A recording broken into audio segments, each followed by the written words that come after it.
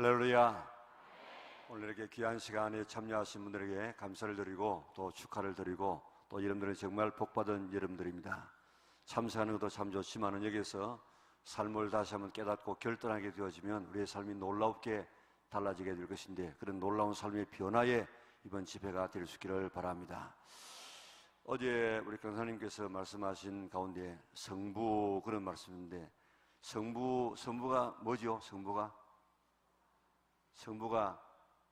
하나님이십니까? 예. 어제 말씀하신 성부는 그런 성부가 아니고 거룩한 부자예요. 거룩한 부자. 그래서 참 부자, 하나님께서 축복하는 부자. 그리고 오늘 우리가 제목은 속부의 삶을 청산하고 정직의 삶을 훈련하라. 속부가 뭐예요? 속부가 오늘 여기 나오는 어리석은 부자와 같은 그런 사람이 속부예요.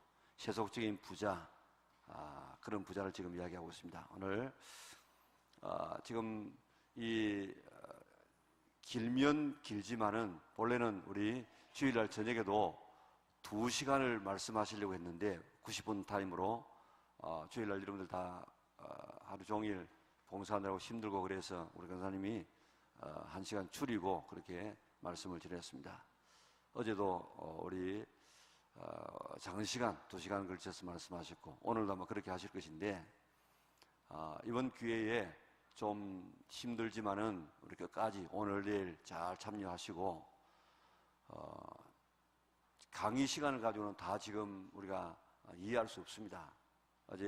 그제 말씀드린 것처럼 유튜브에도 뭐 1억 명이 지금 클릭한 그런 이 좋은 강의들인데, 여러분들 그것만 봐가지고는 잘 모르죠. 저도 그 강의를 여러 번 보았습니다. 그런데 오늘 우리 집회한 것을 우리 홈페이지에 올려놓을 테니까 집회 우리가 본 것을 다시 보면 그때는 현장감이 있어요.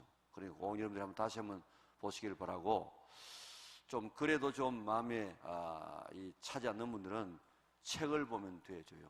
우리 강사님하고 제가 좀 인원을 했으면 좀 좋겠는데 인원할 시간이 없어서 말씀을 못 드렸는데, 지금 책이 왕의 재정이라는 책도 있고 왕의 음성이라는 책도 있습니다. 이거 수십 판 지금 거듭된 그런 책인데 굉장히 좋은 책이에요. 저도 누구 뭐 도와주는 이런 일에 도와주고 싶은데 그게 뭐 도와주려고 하면 여러 가지 절차가 있어가지고 못 도와주면 바로 지금 여기에 뭐 봉투 하나 넣으십시오 이러면 넣어줘요. 그런데 뭐 가서 계좌를 찾아가지고 이러면 잘 안 되어져요. 책도 마찬가지. 책도 여러분 사보십시오 그러면은 사보고 싶은데 뭐 책방에 가고 귀찮고 이래가지고 못 사볼 수 있는데, 혹시 여러분들이 왕의 재정이나 이런 왕의 음성을 한번 내가 좀 사보았으면 좋겠다. 지금 강사님과 저는 전혀 이 관계없는 이야기입니다. 예, 제가 일방적으로 오늘 하는 이야기인데, 좀 책을 우리가 여기에 좀 보급하면은 좀 사보고 싶다 그런 분 계시면 손 한번 들어보면 좋겠어요. 예, 그러면 한 100건씩 내일 좀 갖다 놓도록 할 테니까 여러분들이 들어오실 때 좀 사가지고 그렇게 좀 보시면 보고 또 강의 듣고 이러면 훨씬 좋으니까 좀 그렇게 여러분들이 잘 참고해서 이번에 우리의 삶을 한번 바꾸는 그런 놀라운 기회가 될 수 있기를 바랍니다. 우리 함께 읽은 말씀 가지고 속부의 삶을 청산하고 정직의 삶을 훈련하라는 그런 제목으로 말씀드릴 때 큰 은혜 받는, 인생이 바뀌어지는 그 성부가 되어지는 여러분들 다 될 수 있기를 바랍니다. 나오실 때 우리 할렐루야라고 우리 인사하겠습니다. 할렐루야.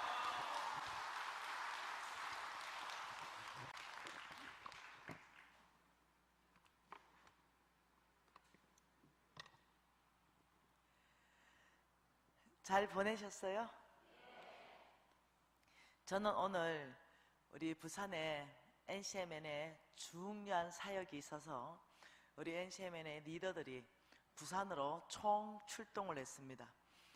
각 지부의 지부장님들이 다 오셨고 우리 단체의 대표이신 홍성건 목사님까지 지금 부산에 와 계십니다. 그래서 부산에서 오늘 11시부터 지금 이 시간까지 아주 중요한 미팅을 하고 예배를 드리고 전략들을 논의하고 이런 시간을 가졌습니다. 이 부산을 어떻게 하면 복음화, 부산이 전국에서 복음률이 제일 낮습니다. 네, 지금 이제 겨우 6%, 7%. 예, 부산 이러면 미전도 종족이 많은 지역. 그래서 지금 우리 NCM에서 특히 부산을 타겟하고 어떻게 하면 복음을 15%까지 끌어올릴 것인가 많은 고민을 지금 하고 있습니다. 근데 오늘 예배 드리는데 소망이 충만해지더라고요. 주님께서 부산 안에 행하실 그 놀라운 일들을 보여주시니까 너무 좋았습니다. 이 부흥의 한 중심에 부산이 있어야 안 되겠습니까? 이 부산을 통해서 얼마나 바다를 통해서 열방으로 나가기가 쉬운 지역이겠어요? 그래서 기대가 큽니다. 저희들도 최선을 다해서 부산 땅, 그 다음 이 경남, 울산까지 저희들이 이렇게 섬기기 위해서 지부가 있습니다. 부산, 울산, 경남, NCMN 지부가 있고 이 지부는 교회를 섬기는 지부입니다. 어떻게 하면 교회가 이 사역을 할 것인가, 내일 제가 그런 부분을 소개할 수 있는 기회가 있으면 또 소개하도록 하겠습니다. 오늘 좋았던 것은 주님께서 부산을 향하는 이 마음, 거기에 부흥을 보았다는 것입니다. 그래서 제 안에 굉장히 기쁨이 있습니다. 오늘 사실 맛있는 것도 먹으러 가고 싶고 부산에 모처럼 와서 회도 한 사라 더 먹고 싶고 이런 거 모든 거 누르고 부산 복음화를 위해서 시간을 다 내어놓았습니다. 근데 더 좋으네요. 기쁘고 즐겁고 이렇습니다. 여러분 어떠세요? 주님께서 여러분 안에 각 사람에게 많은 말씀을 하시는 줄 믿습니다. 어떤 사람에게는 믿음으로 사는 삶을 도전하고, 또 어떤 사람에게는 어제 보았던 이 만몬, 이 만몬에 대해서 새롭게 또 알아가는 그런 시간도 되고 이렇습니다. 여러분 믿음으로 산다는 것은 하나님 음성 듣고 사는 것이에요. 믿음으로 산다는 것은 하나님 말씀 따라 사는 거죠. 믿음으로 산다. 자, 믿음은 눈에 보이지 않죠. 믿음은 눈에 안 보이는 거죠. 그럼 누가 믿음이 있고 누가 믿음이 없을까? 이런 부분에 대해서 헷갈릴 수가 있는 거죠. 하나님께서는 분명히 중심을 보신다고 말씀하셨어요. 이게 지금 중심을 보시는데 사람은 외모를 봐요. 이 중심을 보시는데 이 중심은 눈에 안 보인다는 거죠. 이 안 보이는 이 중심, 이것을 어떻게 측정한다는 거죠. 사람은 외모를 보거니와 나 여호와는 중심을 본다 이렇게 했는데, 이 안 보이는 중심을 하나님은 뭘로 보냐는 거예요. 여러분 이 믿음이라는 것, 신앙이라는 것, 이 믿음, 이걸 사람들은요 굉장히 주관적으로 생각합니다. 믿음은요 절대로 주관적으로 계산될 수 없습니다. 믿음은 객관화시켜야 됩니다. 이 믿음은 객관화를 시켜야 건강할 수 있습니다. 객관화가 시킨다, 이 말은 무슨 말이냐면 나도 알고 남도 알고 하나님도 아시는 거, 이게 객관화예요. 이게 주관적이다, 이거는 광신자입니다. 그냥 나 혼자 내 믿음이 좋다라고 얘기하는 거예요. 믿음은 눈에 보이지 않죠. 눈에 보이지 않지만 믿음은 객관화시킬 필요가 있는데, 어떻게 객관화를 시킬 것인가, 이 부분에 대해서는 여러분 바람을 한번 생각해 보세요. 바람, 이 바람 이거 눈에 보이나요? 이거 안 보이는 거예요. 그런데 모두가 바람이 있다는 걸 안다는 거죠. 눈에 보이지 않는데 말입니다. 그 이유는 이 바람에 대해서 어떤 사람은 바람을 바로 맞아요. 그러면 지금 이 바람이 시속 한 60km로 부는 것 같아? 이렇게 얘기해요.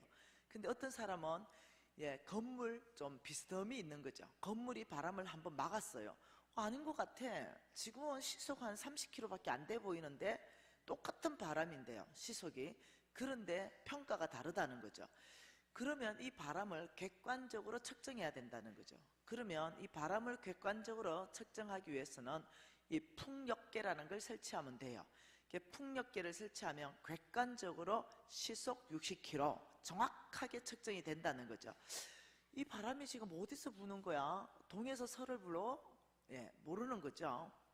느낌으로 아는 거죠. 왜요? 바람이 큰 건물에 부딪히면 바람의 방향이 또 바뀌거든요. 그렇게 할 수 없다는 거죠. 풍량계라는 걸 설치해서 정확하게 바람의 방향을 측정할 수 있다는 거예요. 마찬가지입니다. 눈에 보이지 않는 하나님은 이 중심을요 객관적으로 측정하십니다. 예, 그래서 나도 알고 남도 알고 그리고 하나님도 알 수 있게끔 신앙은 객관화시키는 것이 건강한 신앙이에요. 그래서 이 객관화시키는 믿음의 측정을 어떻게 측정을 하는가, 이 중심을 어떻게 측정하는가, 이것은 도구가 있다는 거예요. 예, 먼저는 첫째는 말씀입니다. 말씀 안에서부터 믿음으로 사는 사람의 특징은 이런데, 내가 그렇지 않다면 객관적으로 내가 무슨 말을 해도 나는 믿음 없는 사람이에요. 네. 자, 충성된 사람의 특징은 이런데, 말씀 안에서 내가 이거는 충성된 사람 특징과 내가 다르네 이러면 죄송하지만 나는 충성되지 않은 사람이에요. 이렇듯이 말씀을 기준으로 해서 이 중심에 대해서 우리가 훈련할 수 있다는 거예요. 그래서 믿음도 훈련하고 우리 중심을 훈련하는데, 그 훈련하는 데 있어서 하나님께서 뭐라고 했냐면 두 주인을 섬길 수 없다. 하나님과 만몬, 재물을 겸하여 섬길 수 없다라고 하나님이 말씀하셨다면 섬기지 않는 것이, 그것이 믿음 있는 사람이에요. 믿음이라는 그 정의 자체가 하나님 음성 듣고 사는 삶, 하나님 말씀 듣고 사는 사람이기 때문에 한 사람이 두 주인을 섬기지 못할 것이니 호기를 사랑하거나 저를 미워한다는 거예요. 그래서 너희가 하나님과 재물을 겸하여 섬길 수 없다. 그래서 양당 간에 결정을 하라는 거예요. 네가 오직 하나님을 섬길 것인가 아니면 정말 돈을 따라갈 것인가, 이 결정하라는 거예요. 그래서 우리는 내 마음 안에 나는 하나님도 섬기고 나는 정말 이 돈도 많았으면 좋겠다, 이렇다면 방법은요 하나님이 주시는 돈을 받아야 된다는 거예요. 그래서 어저께 만몬은 거절하라고 말했기 때문에 우리가 믿음으로 사는 삶을 훈련하기로 결정했어요. 그렇다면 만몬을 거절하는 걸 훈련하는 거예요. 그 첫 번째, 내 거라고 주장했던 집 하나님의 거로 인정하기로 결정했습니다. 어저께 통장에 돈 1억 내 거라고 주장했던 것 하나님의 거라고 우리가 고백하기로 결정했어요. 이렇게 나의 것이라고 주장한 그 무엇이 있다더라도 내 생명까지, 아닙니다 주님, 이것은 주께로부터 우리가 받은 것입니다. 저는 관리인입니다. 저는 청직입니다. 끊임없이 이것을 선포하고 실질적으로 내가 소유하는 것이 아니라 나는 관리인이 되는 것, 그래서 주인을 바꾸는 것입니다. 집의 주인을 바꾸고 차의 주인을 바꾸고 통장의 주인을 바꾸고 내 생명의 주인을 바꾸는 거예요. 이것이 믿음으로 사는 사람의 훈련입니다. 그래서 어저께 우리가 만몬은 끊임없이 우리가 가지고 있는 모든 것을 네가 소유주야, 이것은 너의 것이야 이렇게 속이지만 우리는 너 하나님 말씀에서부터 나의 것은 아무것도 없다고 말했다. 내 생명까지도 내가 빈손으로 왔고 내가 주께로 갈 때 빈손으로 가게 될 것이다. 나는 아브라함의 씨로서 주께서로 받은 모든 축복은 온 땅에 또 나를 통해서 축복이 흘러가기 위해서 온 이 모든 것, 나는 하나님 뜻대로 내가 살 것이다. 이 훈련하는 거죠. 근데 만몬은 행복의 기준이 돈이다. 돈이 많으면 행복하고 돈이 적으면 행복하지 않다. 이래 속임으로 인해 가지고 인색한 사람으로 끌어간다는 거예요. 근데 우리는 하나님의 형상입니다. 하나님은 얼마나 넉넉하신지 당신의 생명까지도 내어놓았습니다. 원래 우리 심장 안에요, 인색하게 움켜잡을 때보다 손을 펼칠 때가 100배 행복하게 되어 있습니다. 우리가 내 거로 이렇게 킵하고 계속적으로 싸울 때보다 우리가 어려운 사람 도와주고 그들이 행복하게 하고 그들이 하나님의 위로를 크게 받고 그들이 소망이 끊어졌다가 소망 가운데 나오는 걸 보면 그 돈을 킵했는 그때 그 주는 어떤 안정감보다 100배로 행복하고 즐겁고 오히려 내가 주님의 일을 했기 때문에 안정감이 더 생깁니다. 안 해봤기 때문에 모를 뿐이에요. 돈이 행복의 기준이 아니라 오직 우리가 하나님의 뜻 한가운데 있을 때 그때가 우리가 가장 행복한 것입니다. 그래서 이렇게 하나님은 우리를 어떻게 합니까? 부유하죠. 풍성합니다. 풍성한데 굉장히 묶어버립니다. 이 세상은 정확하게 하나님의 나라와 세상의 나라는 반대입니다. 세상은 이렇게 말합니다. 돈 벌어서 남 주냐? 돈 벌어서. 근데 하나님의 나라는요, 돈 벌어서 남 주라 이렇게 돼 있습니다. 어릴 때였습니다. 어릴 때 막 친구들하고 놀 때 친구들 엄마들이 우리가 워낙 공부 안 하고 놀러 다녔기 때문에 늘 했던 말이 이겁니다. 야야 제발 좀 공부 좀 해라. 공부해서 남 주냐. 우리 어머니들 다 고생했기 때문에 그 시대에 너희들이 공부를 해야 출세할 거고 돈을 벌 것이고 행복하게 살 거 아니냐. 돈 벌어서 남 주냐. 공부를 해야 돈을 잘 벌 거 아니냐. 이런 말씀을 친구 엄마들이 많이 했습니다. 그때 제가 반문했습니다. 우리 엄마는 공부해서 남 준다던데요. 우리 엄마는 돈 벌어서 남 준다던데요. 저는 맨날 소리 들은 게 뭐냐면 어릴 때부터 공부하면은 남을 줄 수 있고 남을 도와줄 수 있고 네가 돈을 벌면 남을 또 도와줄 수 있다.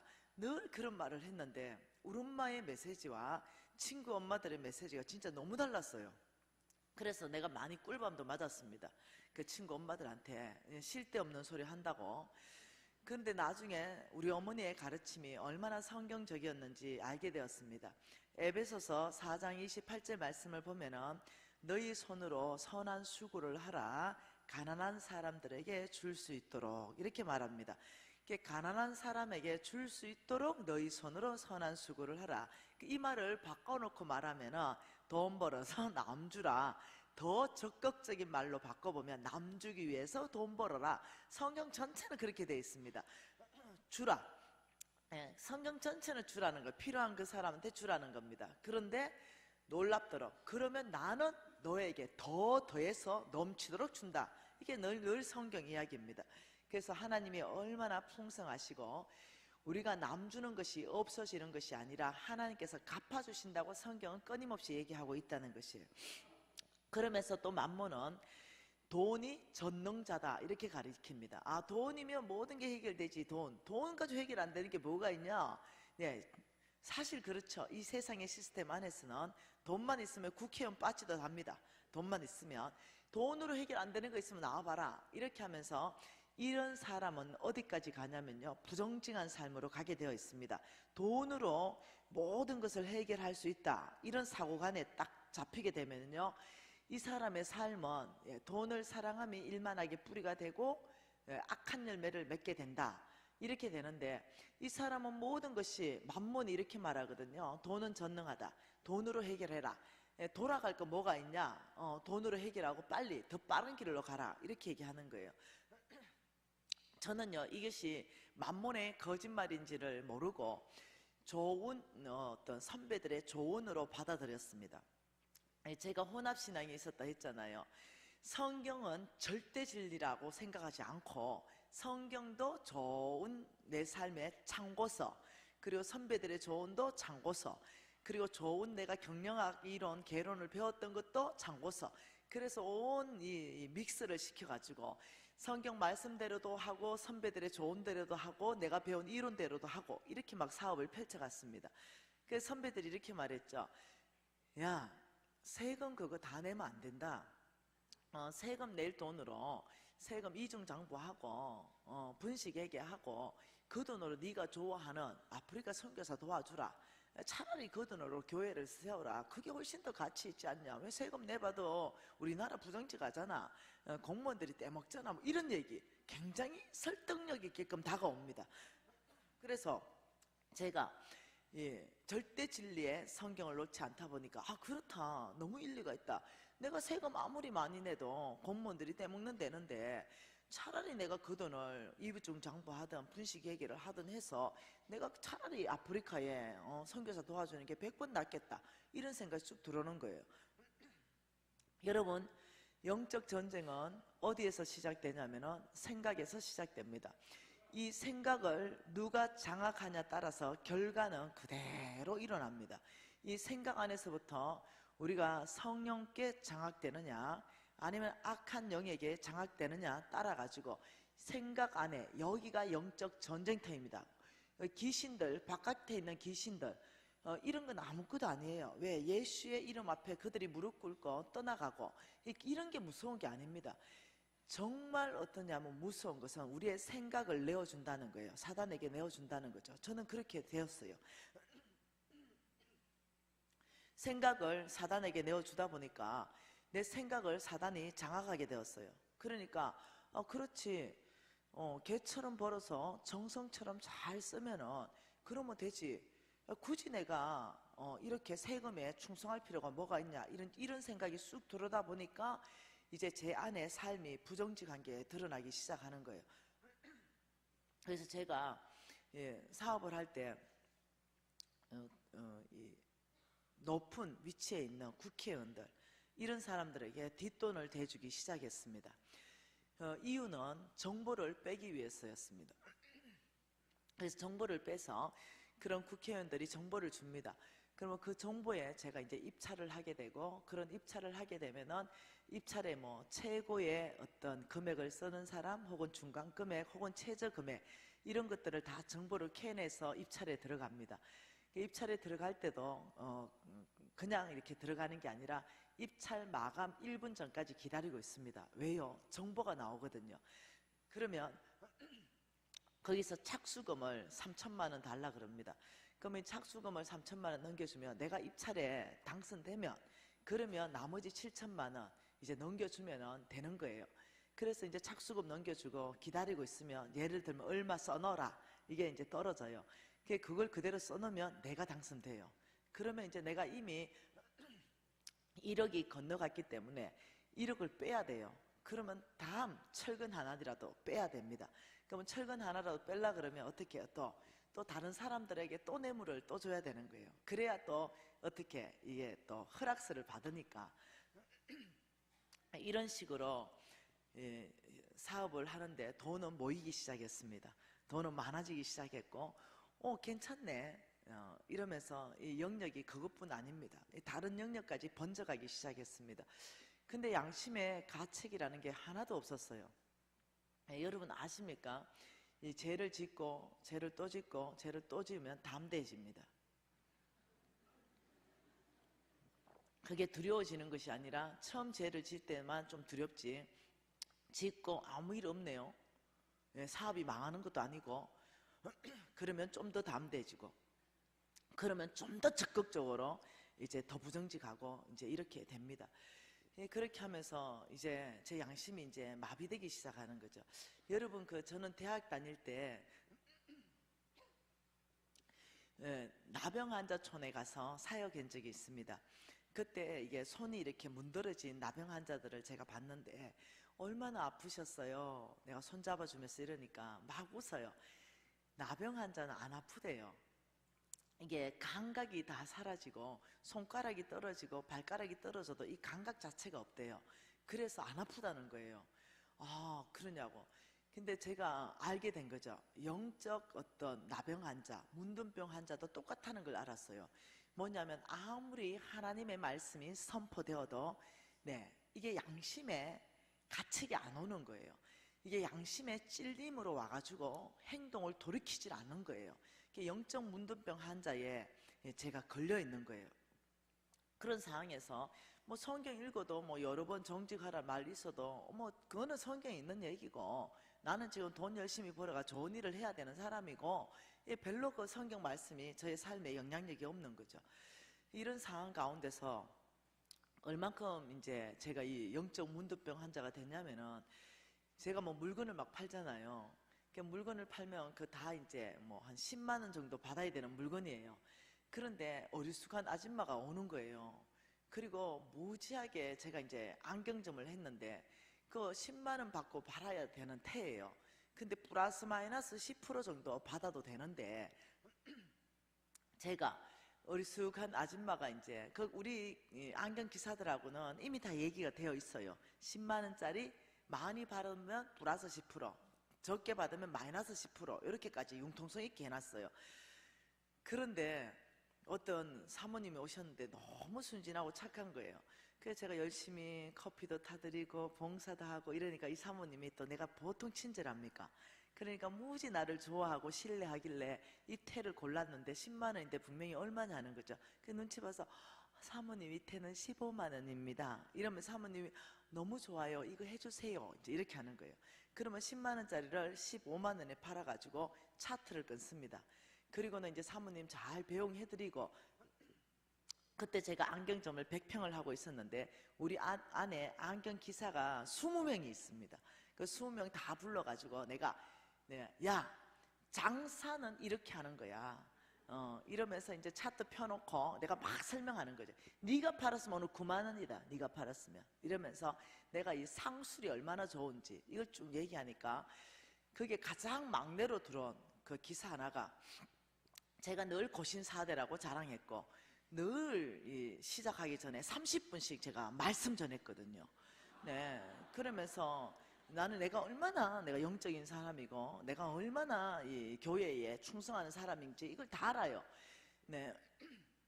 근데 그 막내가 사장님 그 고신사대도 부정직합니까? 내가 왜냐하면 저는 그게 저의 영적 자존감이었거든요. 내가 고신 출신이라는 게 그래서 내가 야 고신사대하고 부정직하고 뭐가 지금 이거 관련이 있냐 이러니까 그거 분명히 10만 원 받아야 되는 건데 사장님은 그 15만 원 받으면 이거는 거의 사기 수준 아닙니까?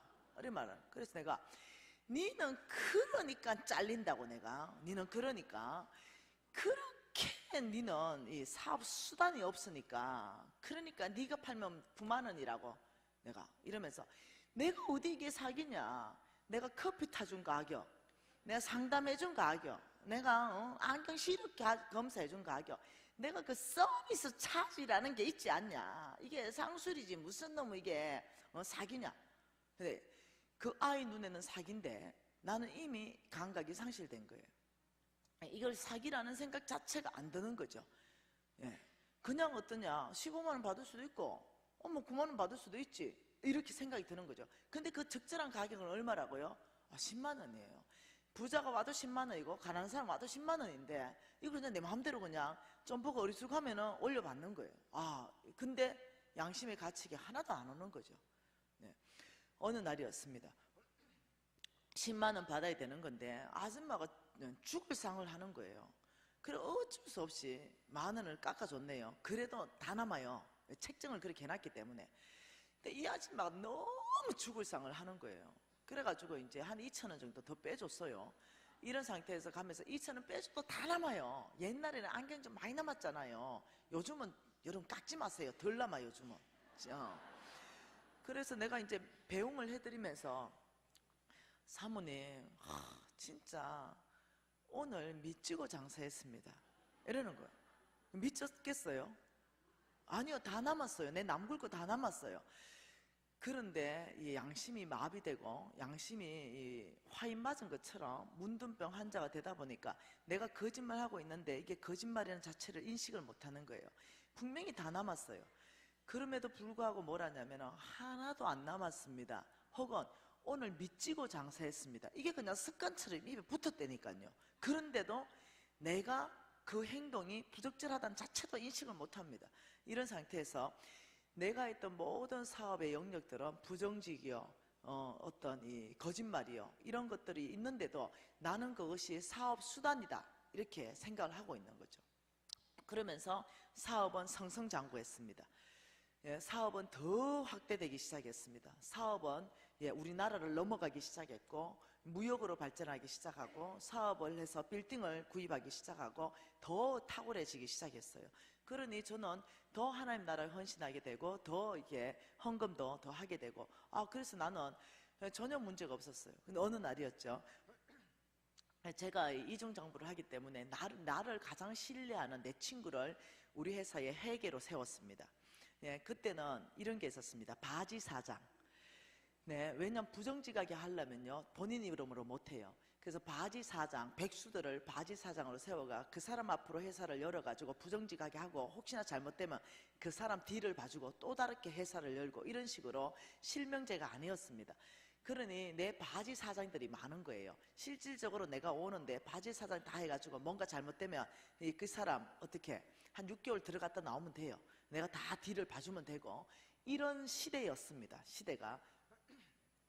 어느 날 그러다 보니까 나를 가장 잘 신뢰해주고 믿어주는 그런 사람을 회계로 세워야 되는데 격리로 세워놨습니다. 우리 교회의 집사님입니다. 근데 이제 어느 날 저는 항상 앞에 앉습니다. 앞에. 왜냐하면 저는 고신 4대입니다. 네. 네, 그래서 항상 앞에 앉고, 저는 지금도 가장 앞에 앉습니다. 예배 드릴 때 저는 앞에서 3번째 줄까지가 은혜가 있습니다. 네, 그래서 예수님을 만나러 오는데 어떻게 내가 뒷자리에 앉을 수 있나? 나는 2층은 달동네로 생각합니다. 아예. 네, 그래서 우리 예수님이 오늘 이 주일날 예배를 받으시는데 내가 어떻게 뒷자리를 앉나? 그래가지고 무조건 최고 앞자리는 지금도 내 자리입니다. 아예 가방을 갖다 놓습니다. 그 갖다 놓고 다른 사람이 앉으면 내가 이렇게 말합니다. 미안한데 좀 일러줄래 옆으로? 네, 이런 말할 정도로 하여튼 앞자리고 3번째 줄까지 이게 내가 앉아야 되는 자리지, 그 뒷자리는 내가 스스로가 용납이 안 됩니다. 여러분, 예수님이 오늘 직접 오셨어요. 여러분 예배를 받으시기 위해서 앉아 계세요. 어디 앉으실래요? 지각해가지고 뒤에 앉으실래요? 안 그럴 것 같아요. 중심의 태도 자체가 벌써 뒷자리에 앉는다, 예배 시작 5분 후에 왔다 이러면 나는 문을 다 잠가보면 좋겠어. 그리고 슬피 울며 이를 갈라 막 이렇게 하면 좋겠네. 그래서 무조건 이건 우리 어머니가 그렇게 시켰어요. 매주 예수님이 너희 예배를 받는데 이 뒷자리가 말이가 되나 이래서 항상, 그래서 그날도 딱 앞자리에 제가 앉아가지고, 우리 목사님이 나를 너무 좋아합니다. 이유는 뭐냐면 앞자리에 앉아가 꿀맛같이 말씀을 받아 먹는 거예요. 그 넷만 보면 힘이 난대요. 아멘 아멘 이러면서 너무 이러는데, 그날의 설교가 뭐냐면요, 정직한 자에게 주는 복 뭐 이런 거, 하여튼 정직에 관한 설교였습니다. 그 우리 목사님은 이게 시각이 넓으신 분입니다. 이렇게 어느 한 곳을 보고 하는 것이 아니라 전체를 다 둘러보십니다. 2층부터 시작해가지고 큰 교회예요. 이 교회보다 지금 큰 교회입니다. 전체를 다 둘러보시고 늘 얘기하십니다. 그리고 또 이렇게 어느 클라이막스 때는 딱 이렇게 행동도 나오시고 이러는 분이에요. 그런데 이제 정직하라 이런 부분에서요, 놀랍더러 나하고 눈이 딱 맞은 거죠. 제일 앞에 있으니까. 그래서 나하고 눈이 딱 맞았는데 내 눈을 딱 쳐다보면서 이렇게 말하는 거죠. 정직하라 이러는 거예요. 그래서 나하고 눈이 딱, 자매님 마음이 어때요? 네, 괜히 이렇게 쿡 찍히는 거예요. 왜냐하면 이미 부정직한 게 있는데 내하고 눈이 딱 마주쳐서 정직하라 이러니까 우연이겠지 이러고 이제 있었는데, 또 뭐 다른 설교를 다 이렇게 또 하시더니 2층을 둘러보시더니 한 번 더 눈이 마주쳤는데 또 딱 하더니 정직하라 이러는 거예요. 그 2번째 딱 그러니까 마음이 약간 상할라 그러더라고요. 우연이겠지.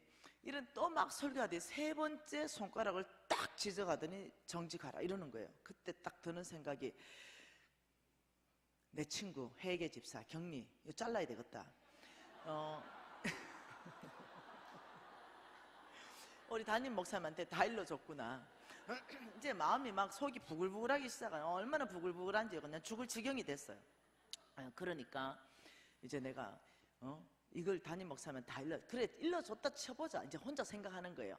그렇다고 이 많은 수많은 이 성도 앞에 눈을 딱 마주쳐가지고 손가락을 딱 찢어가면서 정직하라. 아유, 담임 목사님 진짜 그러시면 안 되지. 표적 설교를 하시고 이러면 안 되지. 이제 담임 목사님에 대한 이 거역하는 마음이 이제 올라오는 거예요. 그리고 계속 남만 찍어서 정직하라 이러니까 이런 생각이 드는 거죠. 진짜 나를 보고 까는 설교를 하시네. 또 이런 설교 되는 속으로 이제 건강하지 않는 반응들이 내 안에 다 일어나가지고 괜히 담임 목사님이 그날부터 미워지기 시작했습니다. 그래가지고 그 다음부터는 막 강의 자체가 안 돌아, 설교가 빨리 막 끝나기만 해버려라 이런 생각이 드는 거죠. 그래가지고 목사님 축도할 때 가버렸어. 내가 목사님 축도할 때 집에 가가지고는 이제 삐진 거죠. 그래서 내가 바로 내 친구한테 전화했습니다. 네 담임 목사님한테 다 일러줬나? 이러니까 내가 너무 창피스러워서 일러주지를 못한다 내가. 네 고신 4대가 돼가지고 맨날 내한테 부정직을 시키는데 내가 그 남사 싫어서 어떻게 일러주는 내가 너가 해서 때려치워 버리고 싶다 뭐 이제 이래 된 거예요. 그래가 네가 그럼 일러진 거 아이가 이러니까 내가 왜 일러주노 막 이래 된 거예요. 그럼 어떻게 알았지? 네, 그리고 그냥 넘어갔어요. 그리고 저는 또 고신 4대이기 때문에 날마다 성경을 읽어야 돼요. 그래서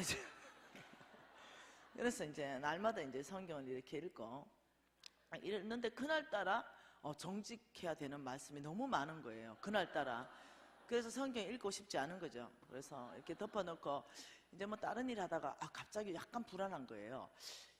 그래서 여러분 그때는 저는요 20대입니다. 20대. 점을 좀 쳐봐야 되겠다. 점. 그래서 저는 성경으로 점을 많이 쳤습니다.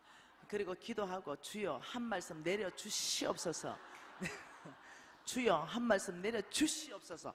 이래가지고 이제 딱 주님 앞에 폈습니다. 그때 주님이 한 말씀을 내려주신 말씀이 잠언서 21장 6절 말씀을 내려주신 말씀이에요. 잠언서 21장 6절 말씀 같이 한번 읽어볼까요? 속이는 말로 재물을 모으는 것은 죽음을 구하는 것이라. 곧 불려다니는 안개니라. 갑자기 속이는 말로 재물을 모으는 것은 죽음을 구하는 것이다. 이거 점 쳤는데 이게 나온 거예요. 이제 이 눈이 이것을 이게 쑥 들어온 거예요. 어미 하고 이제 덮어놓고 너무 그때부터는 이제 불안하기 시작한 거죠. 불안하기. 네. 꼭 있잖아요. 제비 뽑는 거 사람이 뽑지만 우리 뭐 신년도에 말씀 뽑잖아요. 그렇듯이 뭐 이렇게 딱 하나님. 그래가 그때부터 이제 뭔가가 불편한 거예요. 이거 잘못하면 이거 큰일 나는 거 아닌가? 목사님을 통해서도 말하고 이거 뭐 성경을 말해서 말하고 이건 뭔가 좀 해결할 수 있는 방법이 없을까? 그러니까 생각이 났어요. 속죄제물 이게 생각이 났죠. 그래서 1억을 봉투에 넣었습니다. 그 부정직하게 번 돈 1억을 봉투에 넣어가지고 그날 이제 1억을 헌금을 한 여러분 내 20대 1억은요 어마어마한 금액이었습니다. 지금도 큰 돈인데 그 엄청난 큰 돈이요. 그 1억을 이제 딱 넣으면서 선교회비를 딱 냅니다. 그리고는 여러분 1억을 내고 나면요 사람이 자동적으로 이렇게 목에 기부서가 들어가. 뭔가 아주 뿌듯하고 내가 뭔가 굉장한 일을 한 것 같고 하나님이 나만 사랑할 것 같아요. 여러분 안 해봤을 때 한번 해보세요. 이 일이 이 1억이라는 그 큰 돈 이 내놓고 나면 하나님은 나만 좋아할 것 같고 나만 사랑할 것 같고 나만 기름 부으실 것 같고 내가 부자 될 것 같고 뭐 이런 느낌이 들어요. 그래서 내가 그 1억을 딱 내니까 내 마음이 모든 죄가 다 탕감받은 것 같은 거죠. 이제 그러면서 나오면서 하나님 내가 좀 부정직했지만 개처럼 벌어졌지만 내가 정성처럼 지금 쓰고 있으니 하나님이 탕감해 주시니 너무 감사합니다. 내 스스로 그냥 결정내고 끝내고 나가면서 더 부정직할 수 있는 힘을 거기에서 다 얻고 나가는 거예요. 그래서 이제 또 어떻게 그 다음 날부터는 이제 죄를 다 해결했으니까 또 이제 부정직하게 해가지고 또 돈 벌고 이게 반복적으로 되었습니다. 근데 성경은 뭐라고 하는지 여러분 한번 보고 싶은 거예요. 성경에서 이 정직과 부정직에 대해서 얼마만큼 말씀하는가. 여러분 경제 키워드 이 만몬은요 돈을 가지고 모든 걸 해결하라 이러면서 이 만몬의 가장 강력한 영향력 중에 하나가 뭐냐면 부정직입니다. 굉장한 부정직으로 사람을 몰아가서 하나님의 진노를 사게 하는 거, 이게 만몬이 우리에게 쏘기는 거지 하나님이 아니더라는 거죠. 잠언서 말씀 한번 봐보십시다. 여러분 잠언서 2장 7절 말씀 다 찾으면 좋겠습니다. 잠언서 2장 7절 같이 한번 읽어볼게요. 그는 정직한 자를 위하여 완전한 지혜를 예비하시며 행실이 온전한 자에게 방패가 되신다. 이때 이 행실이 온전한 자는 정직한 자를 말합니다. 정직한 자에게 지혜를 주시고 정직한 자에게 방패가 되어주신다. 방패는 뭡니까? 네, 어떤 공격이나 화살이 날아올 때 누구에게 방패가 되어주신다고요? 정직하게 행한 그 사람에게는 하나님이 방패가 되어서 그 날아오는 모든 화살들이 막힌다는 거예요. 또 한번 읽어보십시다. 11장 1절 한번 읽어보십시다. 11장 1절 같이 한번 읽어볼까요? 속이는 저울은 여호와께서 미워하시나 공평한 추는 그가 기뻐하시느니라. 6절도 읽어보십시다. 정직한 자의 공의는 자기를 건지려니와 사악한 자는 자기에게 잡히느니라. 하나님은 누구신가? 그 정직한 저울을 만드신 분은 주님이시라는 거예요. 공평한 추를 만드신 분은 주님이십니다. 하나님은 그 정직한 추와 정직한 저울을 쓰는 그 사람을 기뻐하십니다. 우리 소고기 근 속였잖아요. 옛날에 막 저울을 속이고, 이거 하나님 원하지 않는 거죠. 또 읽어봅시다. 15장 19절 한번 읽어보십시다. 게으른 자의 길은 가시 울타리 같으나 누구의 길이 대로예요? 정직한 자의 길은 대로니라. 16장 8절도 읽어볼까요? 적은 소득이 공의를 겸하면 많은 소득이 불의를 겸하는 것보다 낫다. 부정직하게 돈 버는 거, 그 많은 것보다도 정직하게 버는 것이 적어도 훨씬 낫다는 거예요. 이유가 있습니다. 네, 이유. 하나님 왜 그런지 이유 나중에 설명할게요. 11절 같이 읽습니다. 공평한 저울과 접시 저울은 여호와의 것이요 주머니 속의 저울추도 다 그가 지으신 것이다. 하나님이 당신이 얼마나 정직한가를 말씀하시는 거예요. 끊임없이. 20장 10절도 읽어볼까요?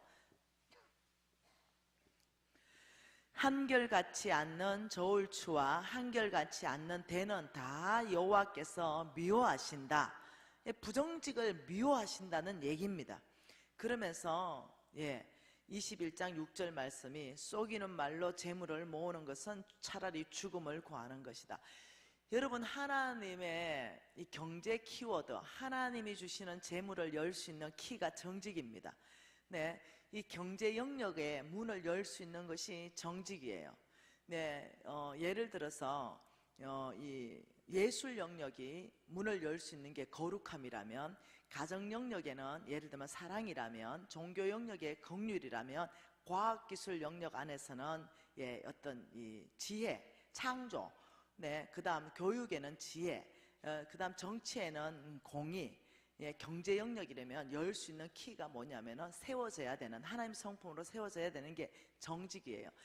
하나님이 주시는 재물은 정직한 재물입니다. 그러니까 돈을 버는 것도 정직한 방법, 돈을 쓰는 것도 정직한 방법, 이게 주께서 주시는 재물이라고 말하는 거예요. 그런데 성경에는 나중에 다 찾아드릴게요. 성경적 기반은 성경 말씀에는 이렇게 말합니다. 너희들이 부정직한 재물을 모아놨다 하더라도 그 부정직한 재물로 너네 자녀들을 배부르게 하지 않을 것이고, 그 부정직한 재물이 너의 자녀에게 흘러가지 않게 할 것이며, 그 부정직한 재물은 내가 너에게서 취해서 올 것이다. 너에서 취해서 내가 의인에게 줄 것이다. 이게 성경 말씀 안에 끊임없이 나오는 얘기라는 거예요.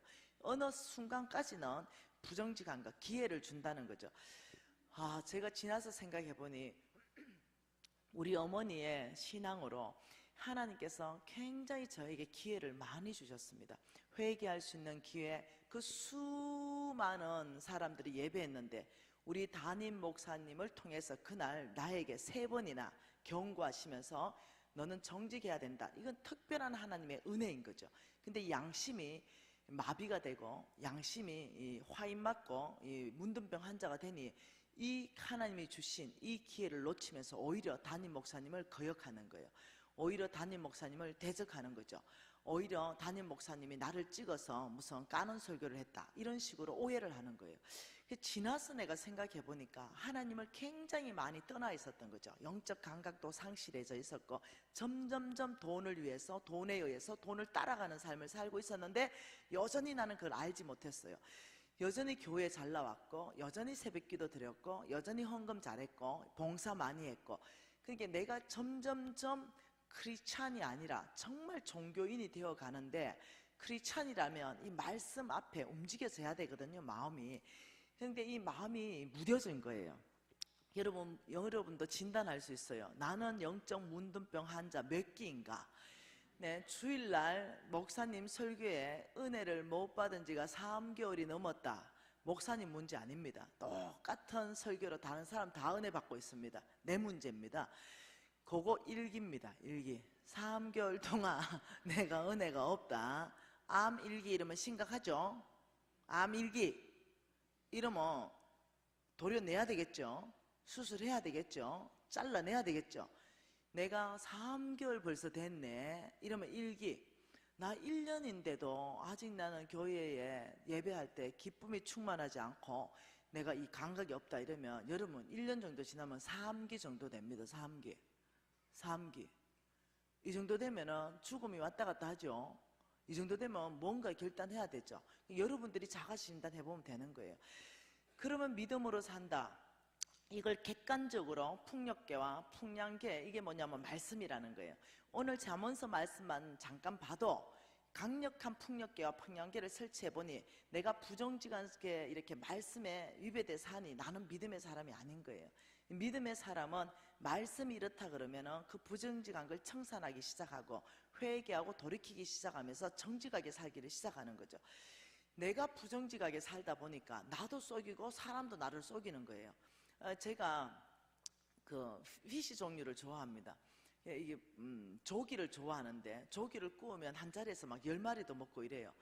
그래서 육고기는 덜 좋아합니다. 이게 피시 종류를 좋아하는데 내가 너무 조기를 좋아해서 제가 정말로 이게 좋은 거 이렇게 돈을 많이 주고 내가 시키면요 놀랍죠. 수입 조기가 와요. 분명히 돈은 국산 조기 값을 보냈는데 나도 속이니까 나도 속임을 또 당하는 거죠. 분명히 한우 소고기를 분명히 돈 주고 사왔는데 집에 우리 엄마가 끓여 먹어보더니 요거는 수입육이라는 거예요. 그러니 온 사회 전체가 부정부패한 국가로 만들어가는 거, 이거 만문의 전략입니다. 여러분들은 혹시라도 여러분 영역 안에 혹시라도 이런 부정직한 재물이 여러분에게 있다면 오늘 이 말씀이 여러분에게 찬스로 만들면 좋겠습니다. 저처럼 오히려 거역하고 대적하고 이러지 마시고 이것이 나에게 정말 하나님이 주는 어쩌면 찬스일지 모르겠다. 내가 이 부분에 대해서 정말로 돌이켜야 되겠다. 차라리 부정직한 거 하지 말라 그래요. 왜? 부정직한 것에 계속적으로 있으면 하나님이 이제 성경에서 뭐라고 하냐면 네 재물을 때가 되어서 내가 취해올 것이다. 그 생각지도 못하는 방법으로 날아가 버리는 거예요. 그 재물이. 상상도 못하는 방법으로. 이 부분에 대해서 하나님이 굉장히 강력하게 말씀하고 있습니다. 그래서 부정직한 재물은 속부, 세상에 속한 부자들은 그런 부정직한 재물, 그 만몬이 주는 재물로 이제 돈을 취합니다. 그러나 성부, 하나님이 만들어가는 거룩한 부자, 이 사람들은 부정직한 재물을 거절합니다.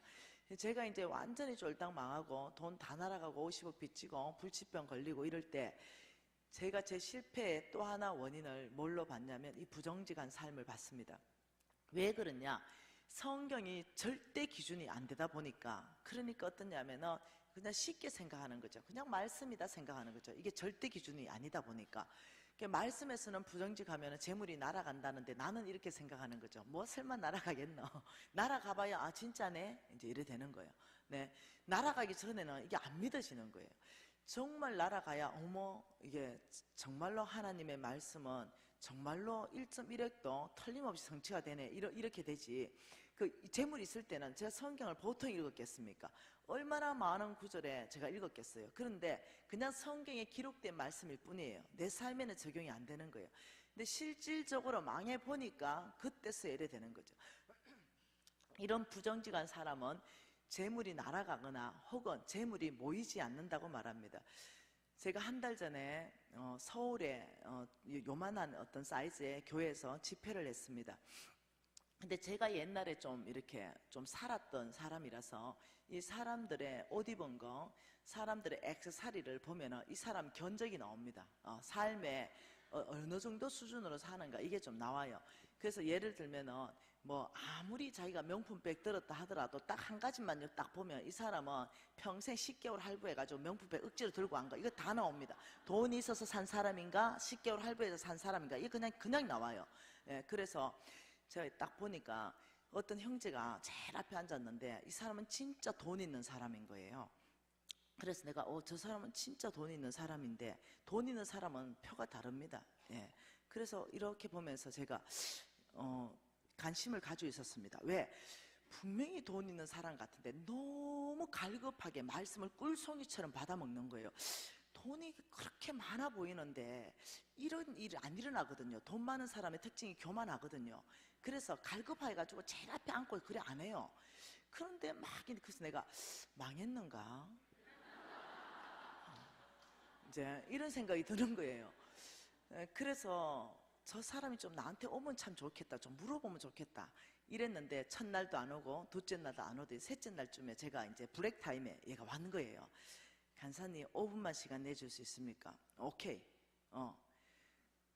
간사님 상담하고 싶습니다. 상담이 뭐냐? 이러니까 골 때리는 얘기를 하는 거예요. 제가 상담할 내용을 주님께 물어보고 좀 맞춰보세요 이러는 거예요. 하도 어이가 없어가지고 뭐 꼭 지가 꿈꾸고 내 꿈꿈까 해석까지 해라 뭐 이거하고 똑같은 거예요. 그래서 내가 너무 어이가 없어가지고 내가 이렇게 꼬라보다가 내가 주님 저를 불쌍히 여겨주십시오 내가 이랬어요. 근데 놀랍도록 보이는 거예요. 놀랍도록 이 아이의 영적 상태가 보이고 재물 상태가 보이는 거예요. 그래서 내가 너는 밤새도록 수고를 많이 했는데 남은 게 하나도 없다고 주님이 말씀하신다. 너 인생 가운데 큰 재물이 원방에서부터 왔으나 하나도 남아있지 않다라고 말씀하신다. 너는 부자 같으나 속빈 강정이다 이렇게 얘기해 줬어요. 그냥 뭐 하나님이 내 마음 주는 대로 얘기해 줬어요. 그러니까 이게가 퍽 울기 시작하는 거예요. 자기는 회사가 2개가 있는데 한 회사의 매출이 1,000억이랍니다. 1년 매출이 2개 회사 다 똑같답니다. 1,000억 매출이 2개 회사인데 10원도 남는 게 없답니다. 20년 정도를 수고했는데 그 많은 이 재물이 있는데 희한한 방법으로 나간다는 거예요. 그러니까 원래 하면은 30% 정도 남아야 된대요. 1년에 300억 정도는 벌어야 된대요. 그 20년을 했으면 돈이 얼마겠어요. 그런데 20년이 지난 지금 자기는 빚더미 위에 있고 10원도 남아, 자기가 그렇다고 사치한 것도 아니래요. 10원도 남아지지 않고 이래서 자기가 유튜브 강의를 들으면서 자기가 하나를 깨달은 게 있대요. 자기의 그 사업의 그 중심은 부정직이래요. 이 부정직하지 않고 뇌물 주지 않으면 이 사업체가 유지가 되지가 않는데요. 그러면서 이것이 너무 크게 고민했고 향후 앞으로 20년 지나서 동일하게 수고는 하고 돈은 벌지만 내가 남는 게 없다면 자기 인생이 너무 허할 것 같아요. 그래서 뭔가 이번 집회를 참석해서 결단을 해야 되겠다 싶어서 온 거예요. 그러면서 이제 이 사람은 내가 이 부정직을 끊으면 자기의 모든 매출이 다 사라진다는 거죠. 그래서 내가 도전했습니다. 사라지면 어떠냐? 매출 있어도 빚진다며 내가 그 매출이 1,000억을 해도 빚진 거 하나도 없다며. 그러면 사라지면 어떠노? 차라리 하나도 없고 빚지는 것보다 뭐 한 달에 1,000만 원씩 버는 게 홀라 끝내. 결단하시라고. 부정직한 거 청산하기로 결단하시고 덜 벌기로 결단하시고 다시 시작하시라고 강력하게 얘기를 해줬어요. 그러니 그 형제님이 아주 비장한 각오로 간사님 제가 다시 한번 시작해 보겠습니다. 이렇게 해서 제가 감사하는 그런 시간들이 있었습니다. 여러분 혹시 이 메시지가 여러분 심장 안에 걸리는 사람들은 이 메시지를 주님이 주시는 세컨 찬스다라고 생각하고 좀 받아들이면 좋겠습니다. 그래서 더 이상은 부정직하지 않겠다 결단하시고 입술에부터 거짓을 제해야 되겠다. 제가 이제 정직하게 된 지가 20년 정도 됩니다. 20년 정도 제가 한 번도 부정직한 적이 없습니다. 제가 왜냐하면 철저하게 제가 회개하고 돌이켰습니다. 그래서 저의 옛 삶에 더 이상 제가 그렇게 살고 싶지 않고 이제는 죄를 미워합니다. 그래서 여러분도 더 어려움에 가기 전에 이 메시지가 여러분에게 찬스가 되기를 원하는 마음이 있다는 거예요. 그리고 이 만몬은요 5번째 빚지게 합니다. 뭐 한다고요? 빚지게 합니다. 믿음으로 사는 삶을 훈련한다. 이거 간단하지요. 말씀대로 훈련하면 되는 거예요. 부정직한 사람을 부정직을 거절하는 거 이 자체가 믿음으로 사는 걸 훈련하는 겁니다. 실패했다 하더라도 또 훈련하고 실수했다 하더라도 또 훈련하십시오. 그러면 여러분이 정직해지는 거죠. 여러분 저는요 정직하고 싶었습니다. 제가 병도 들었고 제가 부정직하게 벌었던 돈도 다 날아갔고 이제는 이 메시지도 이제는 심장 깊이 알았고 저는 정직하고 싶어가지고 몸부림을 쳤습니다. 그리고 주님 앞에 헌신하는 시간이 한 번 있었어요. 주님 내가 다시 한번 부정직하다면 차라리 내 생명을 거둬 가십시오.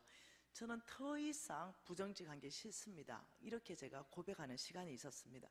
그리고는 저는 제가 굉장히 정직해진 사람으로 이제 되었다라고 확신했습니다. 그런데 어느 날 깍두기가 저를 찾아왔습니다.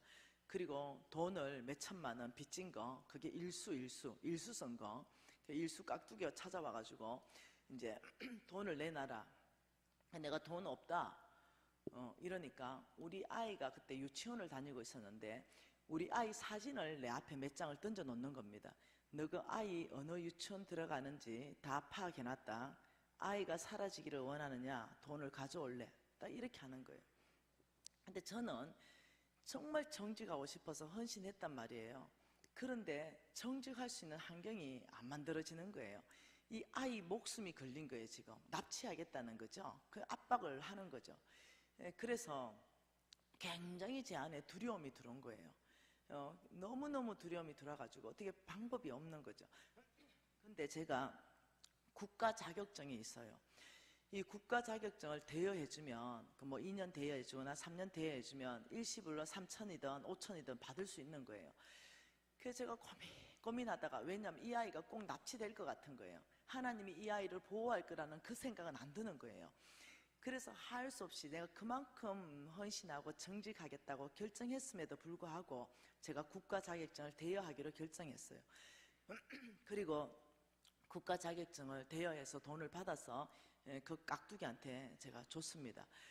그리고는 너무너무 내 안에 실패감, 내 안에 너무너무 정죄감, 너무너무 내 스스로에 대한 실망감 때문에 견뎌지지가 않는 거예요. 내가 이렇게 정직하고 정말 다시 한번 살려고 몸부림치는데도 정직하게 사라지지 않는 것 때문에 너무 내 안에 고통이 찾아왔어요.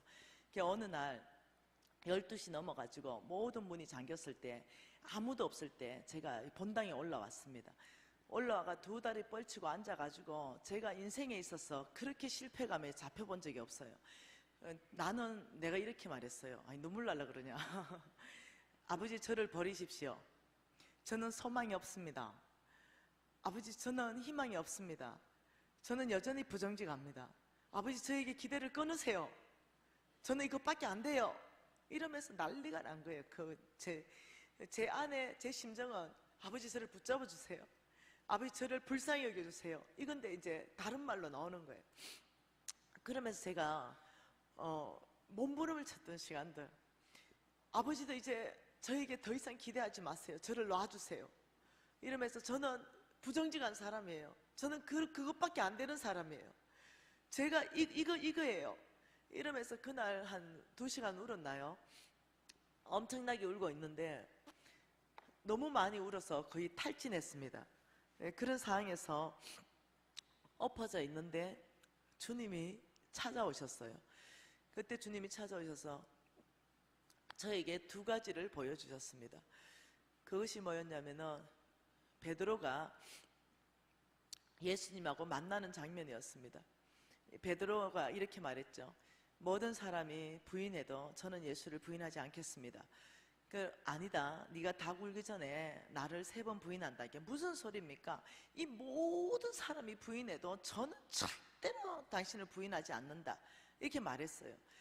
네, 근데 닭 울기 전에 부인을 한 정도가 아니라 저주까지 퍼부었습니다. 이런 상황에서 이 베드로가 너무나 실패감에 사로잡혀서 옛날 삶으로 돌아가 버렸어요. 고기 잡으러 어부가 되어버렸습니다.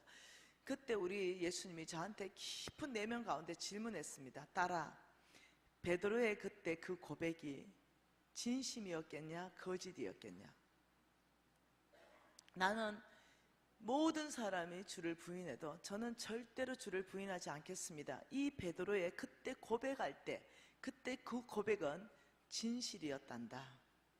이걸 저를 위로하시는 거죠. 저하고 오버랩시키기 시작했습니다.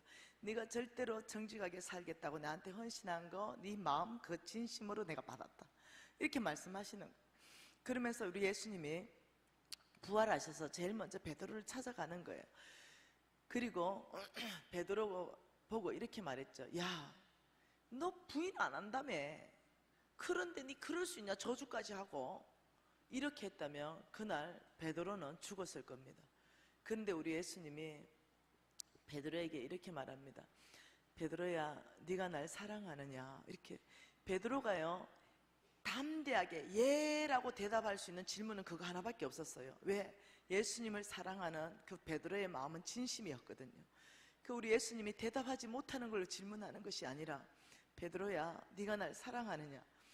대답할 수 있게끔 길을 여시는 주님이 저에게 그날, 딸아, 네가 날 사랑하느냐?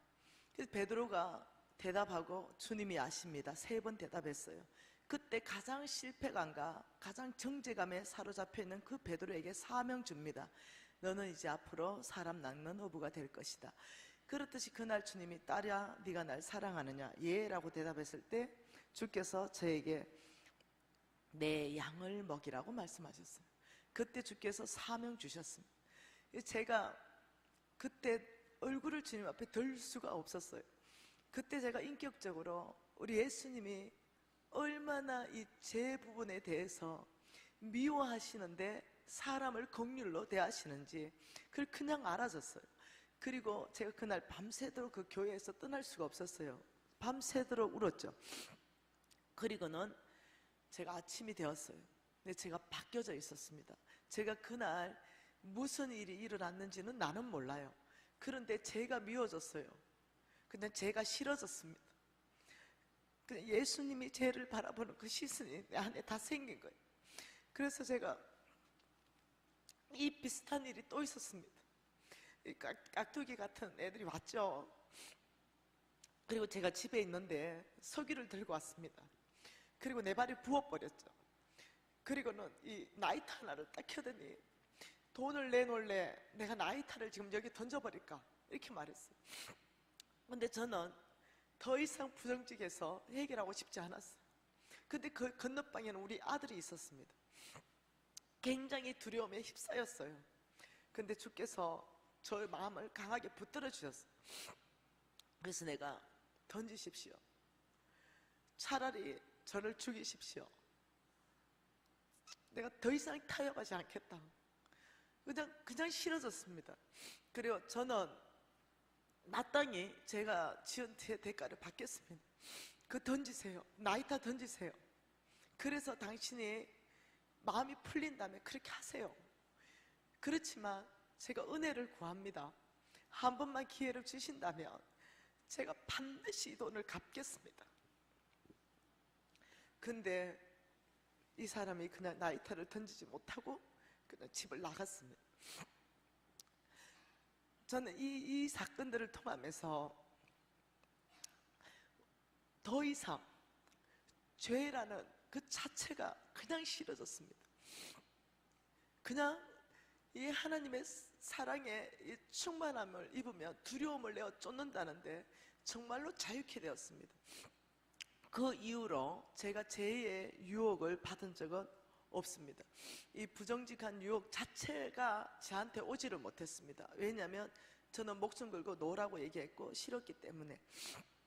그래서 제가 이 하나님의 크신, 가장 실패했고 가장 연약할 때, 가장 정죄감에 사로잡혔을 때, 그때 하나님께서 나에게 대답할 수 있는 그것으로 질문한 거에서 굉장한 많은 아이디어를 얻습니다.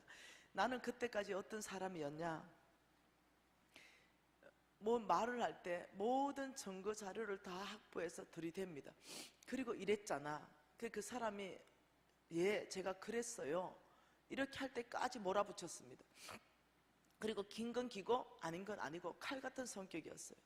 근데 우리 주님께서 더 이상 그러지 말라고 했습니다. 더 이상 사람을 코너에 몰지 말고 더 이상 그렇게 하지 말라 그랬어요. 그래서 제가 그때부터 바뀌기 시작하고 이 사람의 어떤 연약한 부분들은 도와줄 수 있는 방법들을 내가 따르게 보고 늘 대답을 할 수 있는 이 방법으로 대화하는 법들을 제가 인격적으로 배우기 시작했습니다. 그리고 하나님께서는 저의 사역들을 열어가기 시작했습니다. 사업을 열어가시고 저에게 사람을 이제 붙여주기 시작했습니다. 왜냐하면 옛날에는 오면 상처받았거든요. 근데 이제는 오면 위로받거든요. 이제는 함께 하나님 나라를 세워가는 동력자로서 그 사람들을 성장시킬 수 있는 그런 마음을, 제 폭을 넓히시는 그런 계기가 되었습니다. 여러분, 예, 주 예수의 심장으로 여러분에게 호소합니다.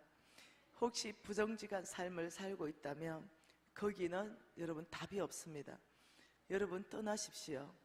부정직한 삶 청산하십시오. 그리고 정말로 당장은 덜 버는 것 같지만 정직한 재물은 주께서 장구하리라고 말했습니다. 그것이 오래 남을 거라고 말씀했고 자녀 손손에게 흘러갈 거라고 말했습니다. 그래서 오늘 이 시간에 여러분이 결단하는 그런 시간이면 참 좋겠다 이렇게 싶습니다.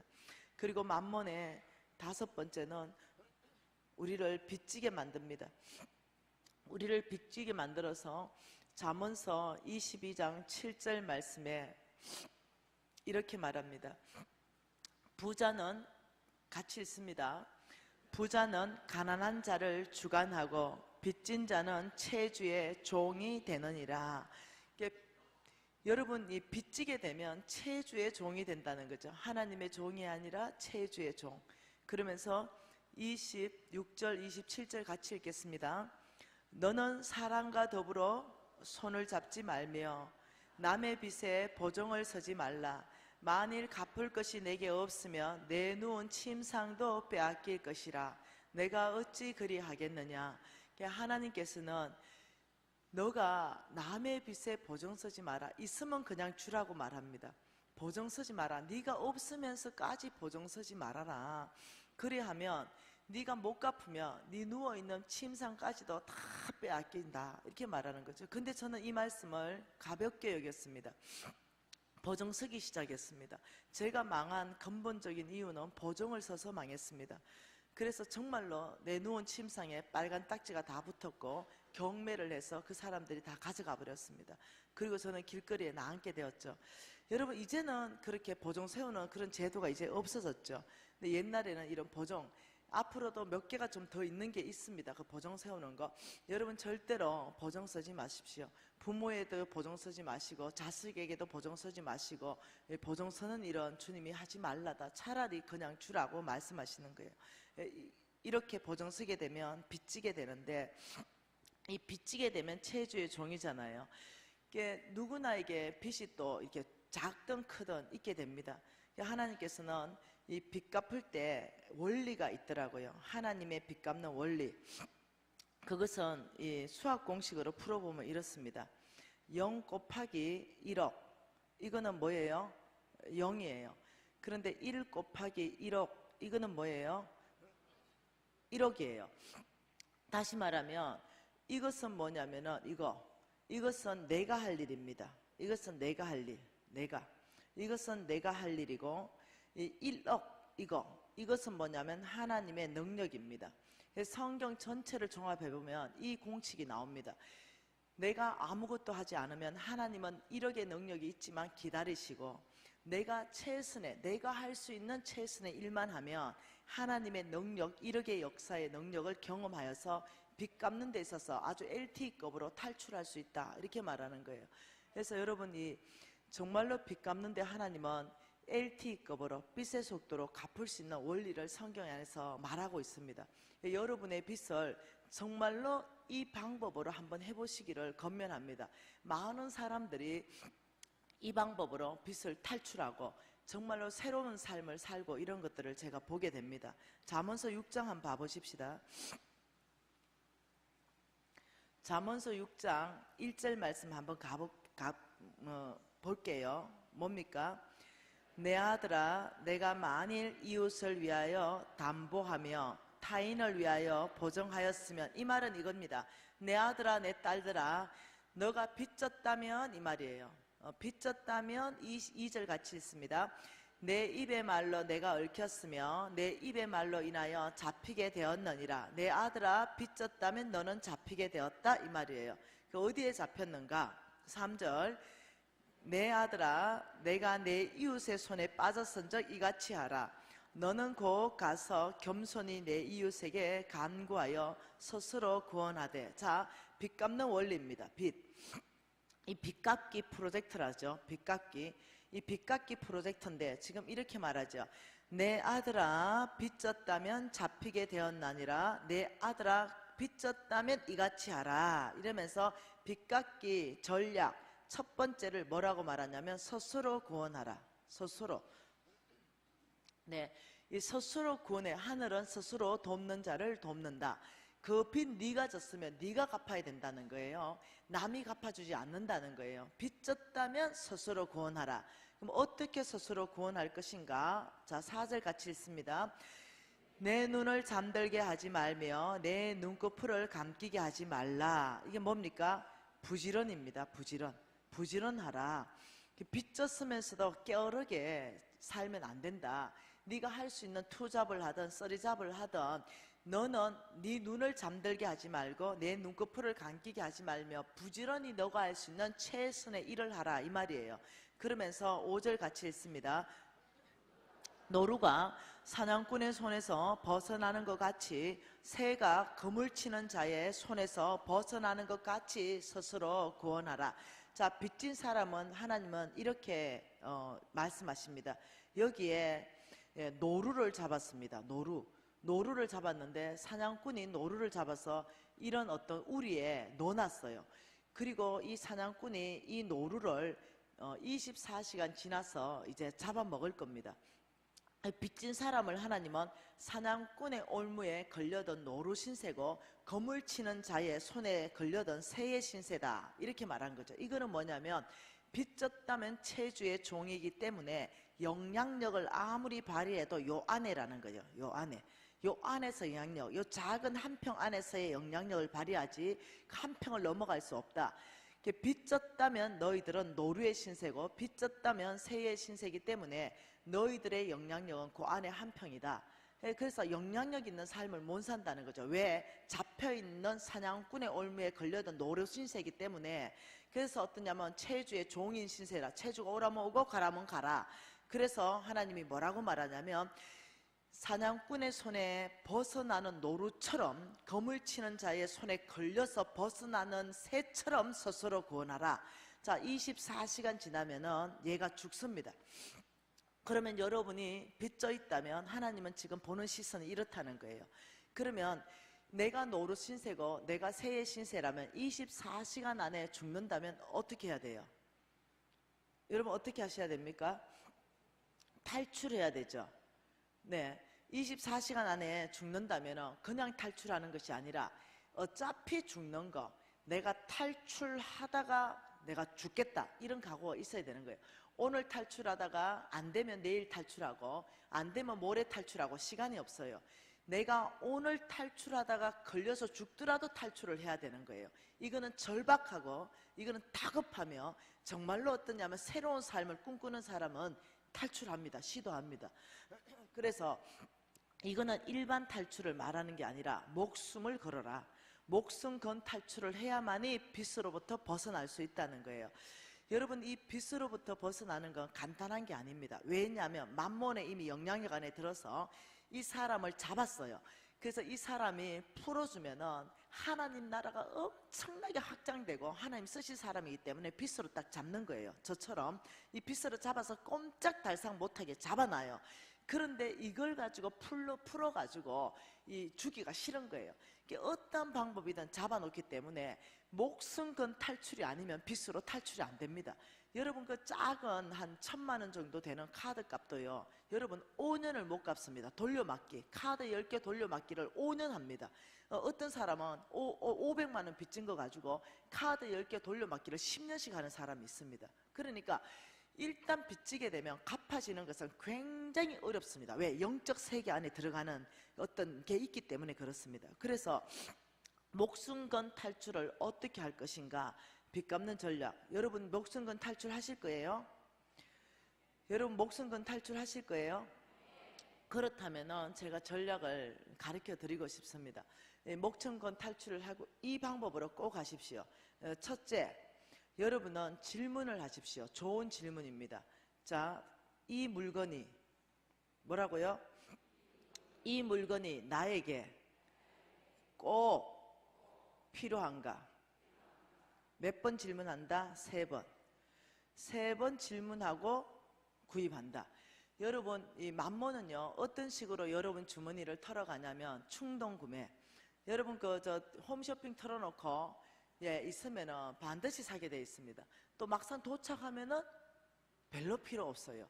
그러니까 그냥 보면서 충동 구매를 하게 되는 거예요. 그렇기 때문에 이 충동 구매를 막는 것은 터진 재정을 막는 거예요. 이 터진 재정, 열린 재정을 닫는 것입니다. 그러니까 이 물건이 나에게 꼭 필요한가? 우리가 보면은 볼펜 같은 거 좋은 거 나오면은 그거 그냥 2,000원, 3,000원 밖에 안 하니까 그걸 또 사는 거예요. 네, 그런데 그렇게 사지 말라는 거예요. 아, 이 볼펜이 나에게 꼭 필요한가? 3번을 질문하는데 그 자리에서 질문하는 게 아니라는 거죠. 이 볼펜이 나에게 꼭 필요한가? 필요한 것 같아. 이러면 일단 집에 오라는 거예요. 그래서 서랍을 한번 뒤져보면 그 볼펜 비슷한 거 거기 있다니까요. 네, 그러면 볼펜 사고 싶은 생각이 좀 적어집니다. 볼펜을 다 꺼내보면 한 타스가 나옵니다. 한 타스. 네, 그래서 이거는 재물에 충성된 게 아닌 거죠. 그리고 예를 들어서 뭐가 사고 싶다면은 지금 이것이 나에게 꼭 필요한가? 필요하다. 그럼 돌아와서 집에 찾아보고 꼭 필요하다 싶으면 또 가서 물어보고 꼭 필요한가 또 따져보고 왔다 갔다 3번 했음에도 불구하고 꼭 필요하다 이러면 그걸 사면 되는 것입니다. 대부분은요 여러분 필요한 게 별로 없습니다. 3번 질문해가지고요 살 게 아무것도 없습니다. 3번 질문하면 네, 3번 질문하면 놀랍게도 돈이요 한 달에 100만 원 이상 지출이 안 나갑니다. 놀랍게도.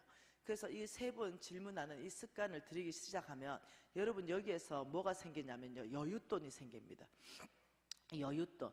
이 여윳돈을 가지고 헌금도 할 수 있고 여윳돈을 가지고 저축도 할 수 있고 여윳돈을 가지고 빚도 갚을 수 있고 여러분 꼭 질문하셔야 됩니다. 이 물건이 나에게 꼭 필요한가?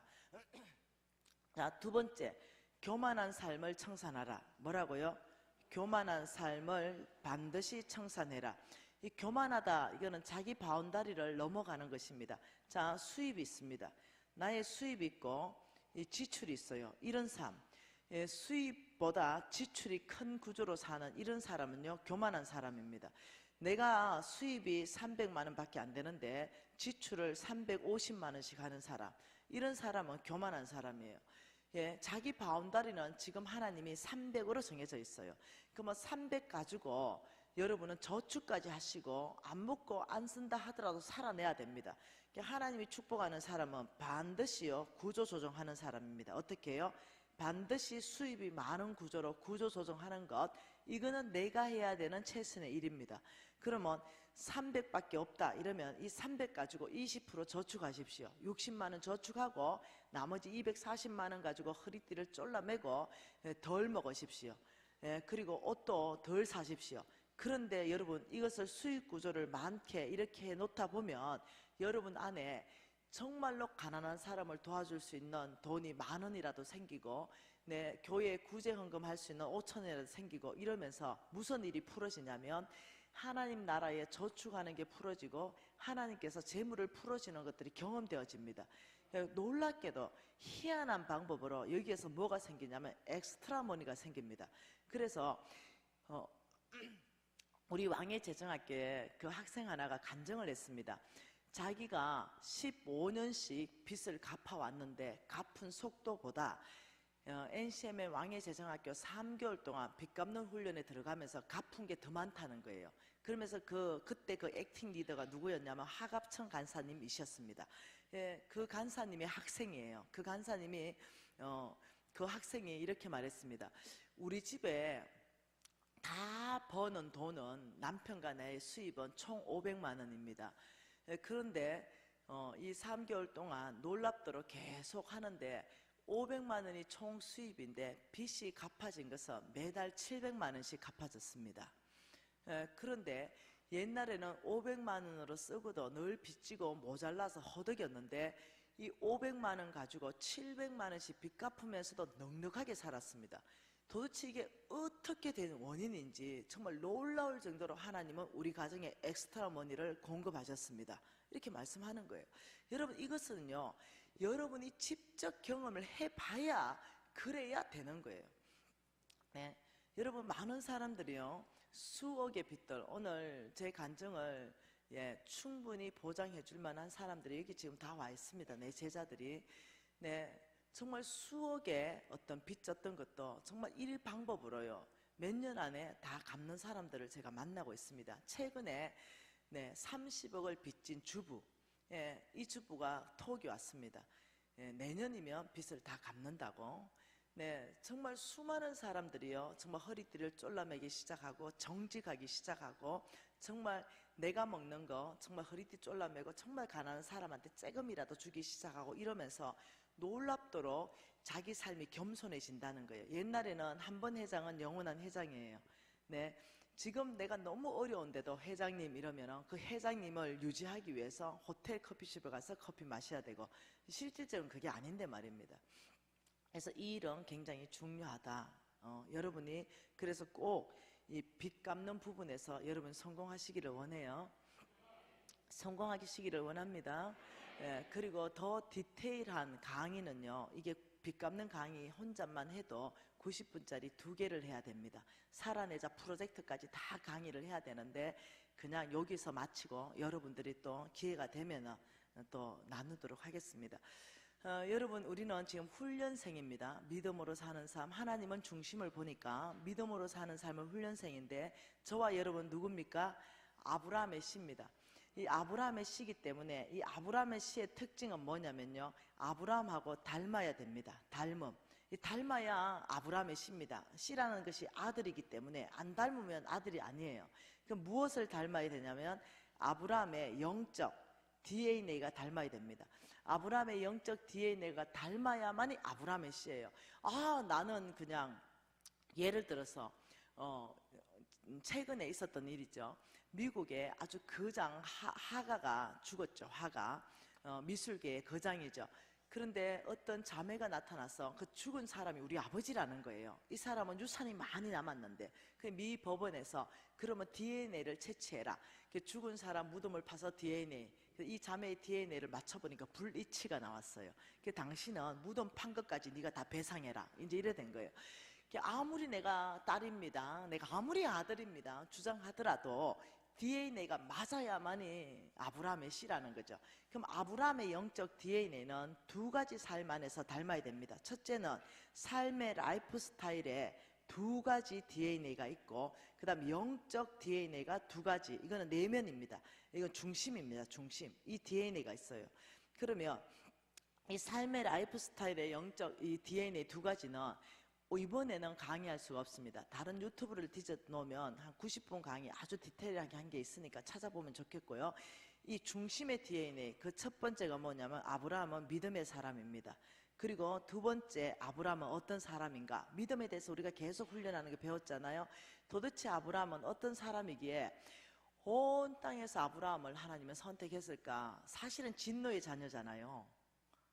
제가 아버지가 거의 우상 숭배했고 우상을 깎아서 만들어서 업을 팔아먹었고, 그러니 사실은 축복받을 집안의 자녀가 아니거든요. 그런데도 하나님은 가장 큰 축복을 아브라함을 선택했어요. 그 기준은 느헤미야 안에서 있습니다. 느헤미야 9장 말씀 같이 읽겠습니다. 느헤미야 9장에 뭐라 그럽니까? 7절과 8절 두 절을 같이 한번 읽어볼게요. 느헤미야 9장 7절과 8절입니다. 주는 하나님 여호와시라. 옛적에 아브라함을 택하시고 갈대아 우르에서 인도하여 내시고 아브라함이라는 이름을 주시고 그의 마음이 주 앞에 무엇을 봐요? 충성됨을 보시고 그와 더불어 언약을 세우셨다. 하나님이 먼저 언약을 세우신 게 아니고 아브라함의 중심으로서부터 뭘 먼저 봤어요? 충성을 먼저 보시고 그 다음에 언약을 세우셨어요. 하나님은 시편 101편 6절에는 내 눈이 온 땅에 충성된 자를 찾는다. 능력 있는 자를 찾는 것이 아니고 충성된 자를 찾는다. 그가 나와 함께 더불어 살게 될 것이다. 하나님이 찾으시는 사람은 충성된 사람. 그러면 이제 우리가 믿음의 훈련을 어떻게 하는지 배웠으니까 아브라함의 영적 DNA, 우리가 아브라함 자리에 들어가는 거예요. 그리고 하나님이 나를 축복하고 나를 통해 온 땅을 축복하는데 쓰임받는 아브라함의 합법적 아들이고 합법적 딸이라면 이제는 우리는 아브라함의 영적 DNA가 내 안에 이식받는 거죠. 이것은 우리가 훈련을 통해서 이식이 가능하다는 거예요. 그러면 아브라함의 중심, 하나님이 쓰시고 언약한 이 충성이 뭔지를 잠깐만 한번 보자는 것입니다. 디모데후서를 보겠습니다. 여러분 훈련하는 거예요. 제가 훈련할 수 있는 지금 툴을 드리고 있는 것입니다. 디모데후서 2장 2절 말씀입니다. 자, 같이 한번 보겠습니다. 또 내가 많은 정인 앞에서 내게 들은 바를 충성된 사람에게 부탁하라. 그들이 또 다른 사람을 가르칠 수 있느니라. 자, 이 말씀은 사도 바울입니다. 이 사도 바울은 예를 들면 믿음의 1세대라고 한번 놔보십시다. 이 사도 바울이 지금 누구한테 말하냐면 디모데에게 말합니다.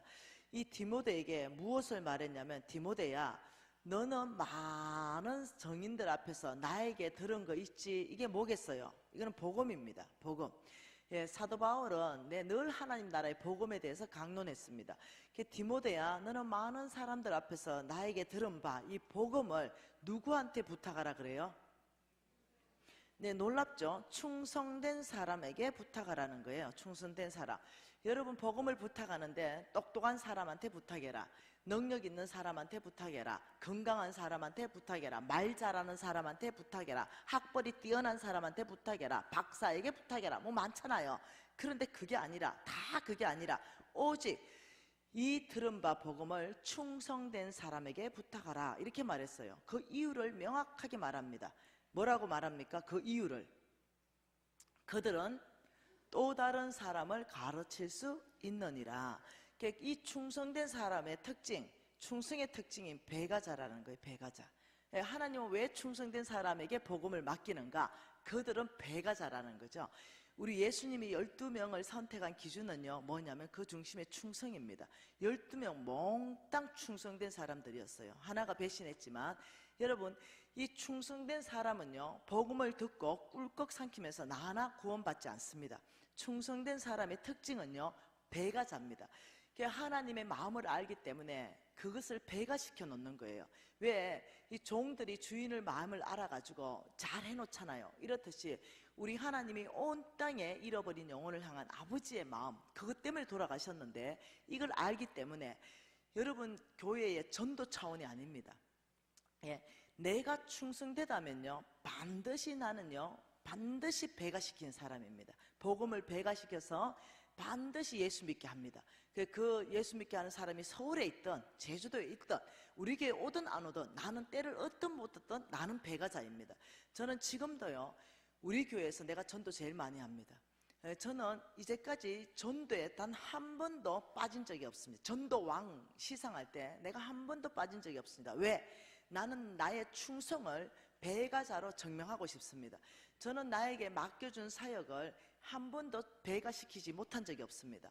모든 사역이 뻥튀기로 배가 되듯이 내 손에 넘어왔다면 배가시켰습니다. 그것은 내가 그만큼 마음을 들였고 시간을 들였고 돈을 들였고 에너지를 들여서 주께서 나에게 맡겨준 거, 이거 당연히 배가해야 되는 것이 내 충성을 하나님께 보이는 것입니다.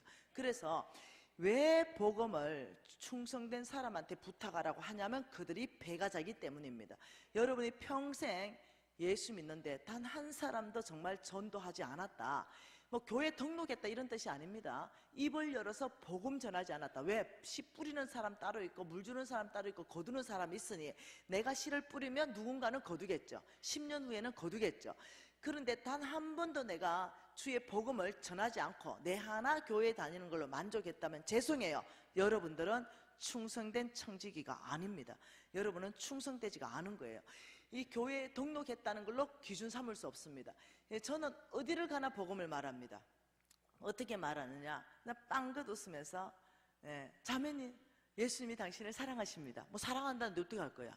예수 믿어라. 뭐 제 얘기 안 합니다. 제 얘기. 제 얘기 하면은 일단 싫잖아요. 마음도 어렵고. 당신 오늘 죽으면 구원 받을 수 있습니까? 뭐 이렇게 들어가면 아주 복잡해지잖아요. 그러니까 그냥 우리 예수님이 당신을 사랑하십니다. 이러면 다 좋아해요. 아, 그래요. 밥집에 가도 아, 예, 고맙습니다. 사랑한다는데 아, 고맙습니다. 그리고 또 그 밥집에 또 갑니다. 그 아줌마 보고 혹시 어려운 일이 생길 때, 혹시 굉장히 외로우실 때, 혹은 몸이 병들 때 예수님을 찾아가십시오. 그분은 자매님을 치료하시는 분이고 그분은 그 어려운 문제를 해결하는 분입니다. 처음에는 안 들어요. 예 이래요. 또 갑니다. 자매님 혹시 어려운 일 있으면, 속 썩는 일 있으면, 남편이 속 썩이고 자식이 속 썩이면 예수를 찾아가세요. 그분이 해결하십니다. 근데 그게 남아버리는 거죠. 그러니까 어느 날 그 아줌마 맨날 와가 웃으면서 밥 팔아주고 얘기했던 거, 자식이 속 썩이는 거죠. 해결할 방법이 없는 거죠. 그래서 교회 가가지고 예수님 네 왔는데요, 자식 문제 해결하러 왔는데요, 도와주세요. 이러다가 우리 교회 건사됐습니다. 네, 한두 명이 아닙니다. 한두 명이. 예, 여러분, 예수님이 당신을 사랑하십니다. 어떠한 당신의 문제, 어려운 생길 때 우리 예수께 찾아가십시오. 가까운 교회로 가십시오. 그분은 분명히 당신의 문제를 해결하시는 분입니다. 이거 강력한 복음이에요. 그러면 어떠냐, 어려운 일만 생기면 그게 떠오르게 돼 있어요. 내리에 새겨졌기 때문에. 그래서 해결할 수 없는데 예수 한번 찾아가 볼까? 이러면서 교회에 나오는 사람들 엄청나게 많다는 거죠. 자, 충성된 사람의 특징이 뭐라고요? 배가자이다. 하나님께서는 그 복음을 충성된 사람한테 맡겼지 능력 있는 사람을 찾는 게 아니라는 거죠. 그러면 디모데전서 1장 12절 말씀을 또 한번 봐보십시다. 1장 12절 같이 한번 읽어볼까요? 나를 능하게 하신 그리스도 예수 우리 주께 내가 감사함은 나를 충성되이 여겨 내게 직분을 맡기심이니. 자, 사도 바울이 말씀한 것 첫 번째는 뭡니까? 나를 능하게 하신 예수 그리스도, 이렇게 말했습니다. 능하다, 이거는 능력을 줬다는 겁니다. 그러니까 사도 바울에게 지금 무엇을 줬다고요? 예수께서 능력을 주셨다, 이 말입니다. 이 쪼개봅시다. 두 번째는 내가 우리 주께 감사하면 나를 충성되이 여기셨다. 그래서 바울에게 예수님은 무엇을 요구했어요? 충성을 요구하셨다. 혹은 사도 바울은 충성되이 여김을 받았다. 예수께 충성되게 여김을 받았다. 받음, 이 말입니다. 세 번째는 뭡니까? 내게 직분을 맡기심이니. 사도 바울에게 예수께서 직분을 맡기셨다. 맡김, 지금 이 말이에요. 자, 그러면 세 가지로 볼 수 있습니다. 능력, 충성, 직분, 이 세 가지로 볼 수 있어요. 이게 한 절에 있는 겁니다. 그러면 자, 무엇이 1번입니까? 능력을 먼저 주셨겠어요? 직분을 먼저 맡겼겠어요? 충성을 먼저 요구했겠어요? 네, 이게 1번이에요. 이게 1번. 사도 바울의 충성을 먼저 보시고 충성된 사람에게 직분을 두 번째로 맡기고, 직분을 준 그분이 뭐라냐면 능력은 나에게 속하였나니 그 직분을 감당할 수 있는 모든 능력은 내가 너에게 부어줄 것이다. 맡은 자에게 구할 것은 충성이니라, 이렇게 말했어요. 그러면 이 충성을 굉장히 어떻냐면 이 센터에 중심을 두는데 교회가 실수하는 거예요. 저도 실수했습니다. 사람 세우는데 무엇을 받냐면 저는 이걸 받습니다. 이거 능력을 1번을 받습니다. 이력서 다 보고 스펙 좋은 애, 예, 다 보고 능력을 보고 그 능력에 따라서 사람 뽑고, 두 번째 직분을 맡겼습니다. 그리고 세 번째 이렇게 말했습니다. 이제 회사를 위해서 목숨 다해 충성해라. 이걸 세 번째로 봤어요. 근데 배신하고 다 나가더라고요. 네, 정말로 이거는 잘못된 거. 교회도 마찬가지입니다. 그 사람의 능력, 그 사람의 학벌, 그 사람의 돈을 볼 게 아니라 이 사람이 교회의 비전 가운데, 담임 목사님의 비전 가운데 얼만큼 위탁되어 있는가, 얼만큼 항복할 수 있고 얼만큼 순복할 수 있으며 얼만큼 연합을 이뤄낼 수 있는가, 이 충성된 사람에게 직분을 맡겨야 되는 거예요. 그리고 그 직분을 감당할 수 있는 능력은 주께서 주실 줄 믿어야 되는 거예요. 장로 세울 때 여러분 돈 벌 거예요? 학벌 벌 거예요? 아니요. 장로 세울 때 정말 충성된 사람을 세워야 됩니다. 그래야 교회 전체가 평안하게 됩니다. 여러분 권사 세울 때 정말 충성된 사람을 세워야 되는 거예요. 중심으로부터 얼만큼 교회의 비전 가운데 위탁되어 있는가, 돈하고 관계없는 거예요. 정말 이렇게 갈 때 교회가 건강해지고 쪼개지지 않고 이렇게 되는 것입니다. 그래서 이 원리, 그러면 이 충성을 우리는 지금 훈련하고 있어요. 우리의 내면 믿음으로 훈련, 우리는 이제 충성된 사람을 훈련하는데, 여기에서 원어의 뜻이 아주 재밌는 게 있어요. 그게 뭐냐면 나를, 자, 충성되이 여겨라는 말이 있습니다. 충성되이 여겨. 이 여겨라는 단어가 굉장히 독특한 단어로 쓰여 있습니다. 여기 여겨라는 단어 있죠. 이 여겨라는 단어, 나를 충성되이 여겼다. 이 말은 눈여겨봤다 이 뜻이에요. 무슨 일을 시켰다가 한 번 잘했다가 와 잘한다 이게 아니라 또 시켜보니까 잘하네. 눈여겨봐지고 또 시키니까 잘하니까 또 눈여겨봐지고 또 시키니까 잘하니까 어머 여러 번 반복적으로 이거 시켜보고 저거 시켜보고 저거 시켜봤는데 여전히 충성스레 잘할 때 그걸 눈여겨보고 이 사람은 충성되다 이렇게 판단한다는 그런 뜻이에요. 이게 성경적 원어의 뜻은 무슨 뜻이냐면 회계장부입니다.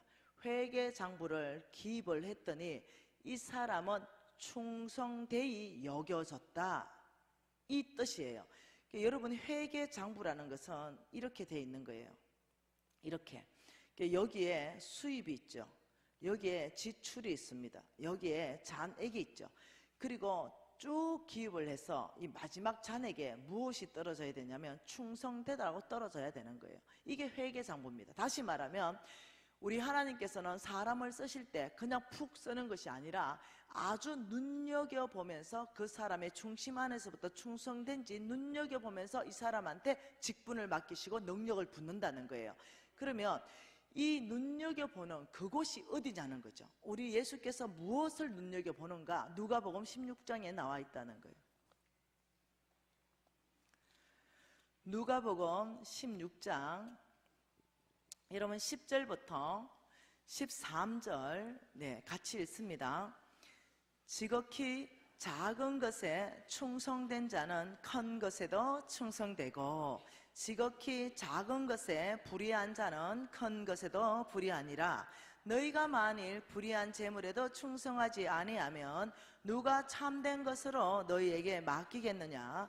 너희가 만일 남의 것에 충성하지 아니하면 누가 너희의 것을 너희에게 주겠느냐? 집 하인이 두 주인을 섬길 수 없나니 하나님과 재물을 겸하여 섬길 수 없느니라.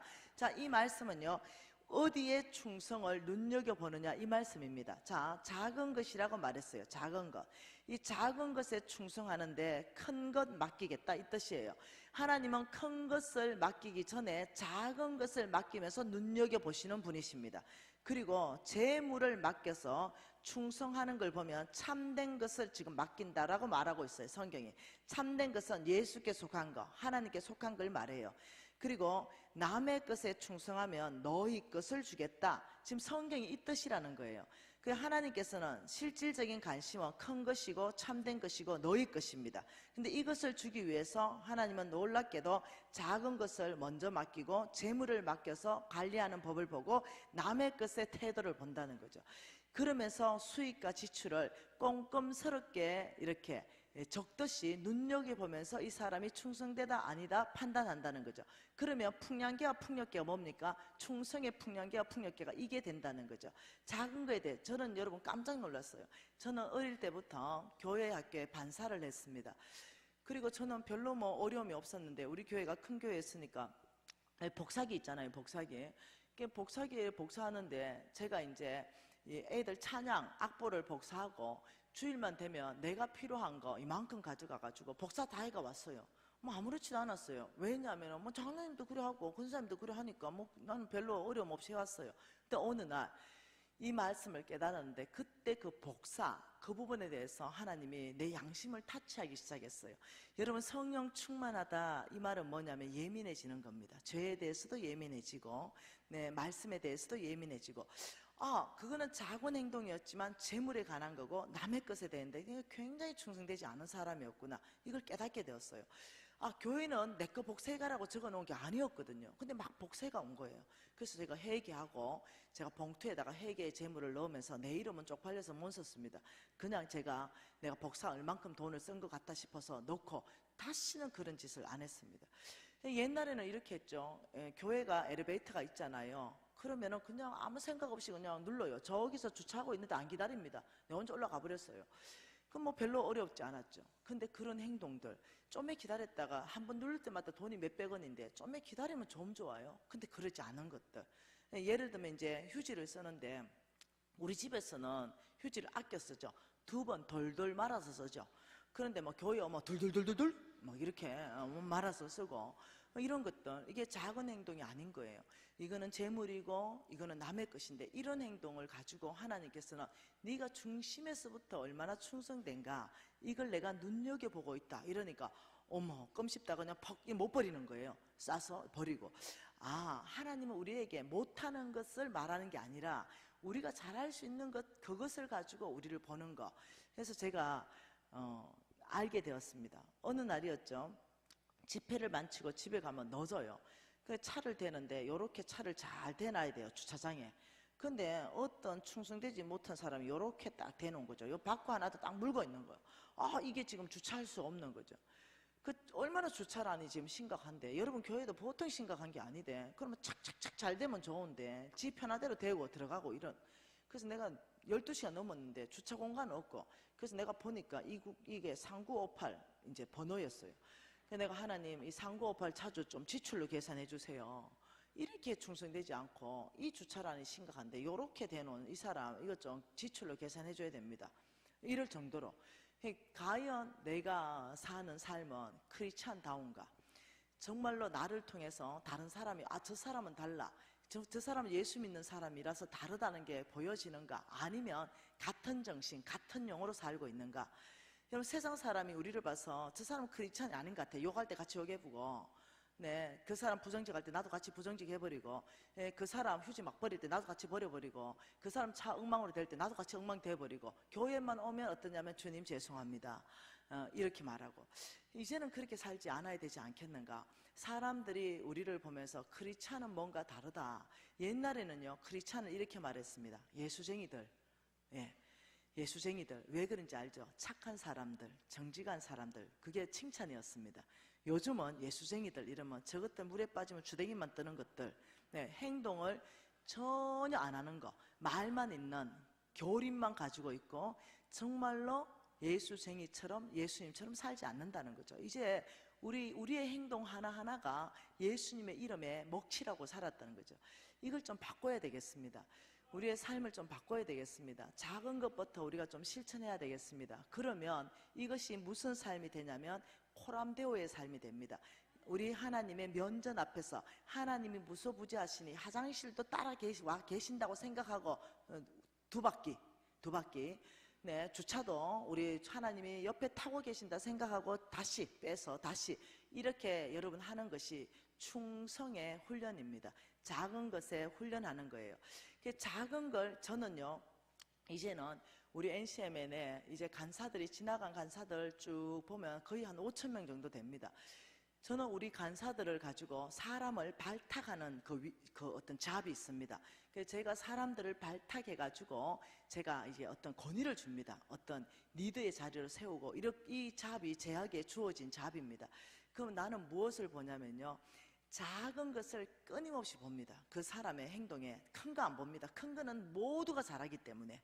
예, 그렇기 때문에 이 사람한테 작은 걸 맡겨놨을 때 이 사람이 어떻게 처리하는가, 이 사람이 정말 최선을 다해 처리하는가, 작은 걸 아주 쉽게 여기는가, 이런 것을 보고 제가 사람을 딱 선정해가 뽑아가 세워가 실패한 적이 없습니다. 네, 왜냐하면 2, 3년을 봅니다. 2, 3년. 이 한 자리에 오늘도요, 부산 지부장을 세웠습니다. 부산 지부장을 세우는데 2년을 받습니다. 대구 지부장을 세우는데 3년을 받습니다. 끊임없이 받죠. 그렇게 보면서 무엇을 체크했냐면 하나님의 방법으로 작은 것 맡겼을 때, 그 다음 재물에 대한 태도, 남의 것에 대해서 어떻게 하는가. 우리가 월세 살거나 전세 살면 어떻게 해요? 막 대문 밖으로 나올 때도 발로 차버리고 공댕이로 밀어보고 막 이렇게 다닐 수 있는데, 내 집이면 절대 안 그럽니다. 잘 닫고 남의 것에 대한 태도에 대해서 하나님께서는 이것이 너의 중심에서부터 행동이 나온다는 거죠. 이것을 우리가 소홀히 하면 안 되겠다. 왜 그렇습니까? 하나님께서는 너희들이 아브라함의 씨라면 아브라함의 영적 DNA가 나와야 되겠다. 우리는 믿으면 다들 중요하게 생각합니다. 그러나 우리 안에 이 충성된 행동, 지금부터 조금씩만 교정하면은 우리가 훈련을 통해서 아브라함의 영적 DNA가 이식되는 줄 믿습니다. 네, 우리가 하나님께 다 쓰임받기 위해서 훈련 안에 있는데, 저도 이렇게 충성되지 못했던 사람인데 제가 이것을 깊이 이해하고, 제가 지금 이것을 충성에 대한 말씀이 훨씬 더 많습니다. 더 여러분에게 얘기해주면 여러분이 더 알겠는데 시간 관계상 여기까지만 해도 이해를 하시면 좋겠어요. 하나님께서 이 충성을 놀랍게도 자격시험으로 테스트하는 장면들이 또 있습니다. 그래서 여러분이 말씀을 이제 여러분이 찾아가지고 이게 얼마나 하나님이 중요하게 다루는 영역인지 이해를 한다면 여러분의 생활을 바꾸시면 좋겠습니다. 여러분, 이 왕의 재정 부흥 집회는 은혜 받는 집회를 넘어서야 됩니다. 정말로 내 인생에 교정해야 되고 돌이켜야 되고 새롭게 살아내야, 그래야 어떠냐, 하나님이 말씀하신 대로 아브라함의 씨로서 약속하신 축복은 다 나의 것이요, 주님이 나의 이름을 걸고 내가 맹세로 보증하느니 내가 반드시 너희들을 복주고 복주리라, 번성하게 하고 번성하게 하리라. 그렇다면 우리는 아브라함의 씨로서 훈련하자는 것입니다. 오래 걸리지 않습니다. 네, 우리가 훈련을 통해서 아브라함의 씨 되기 시작하십시다. 우리 기도하십시다. 그리고 우리가 15분만 쉬도록 하겠습니다. 아버지, 예수 그리스도의 충성을 기름 부어주시고 모세의 충성을 기름 부어주시고 다윗의 충성을 기름 부어주시며 아브라함의 충성을 기름 부어주시고 이 메시지를 우리 심장에 새겨주셔서 메시지에 장악되게 하십시오. 말씀에 항복하는 삶을 살게 하십시오. 통성으로 기도하시겠습니다. 하나님 아버지, 이 저에게 다시 한번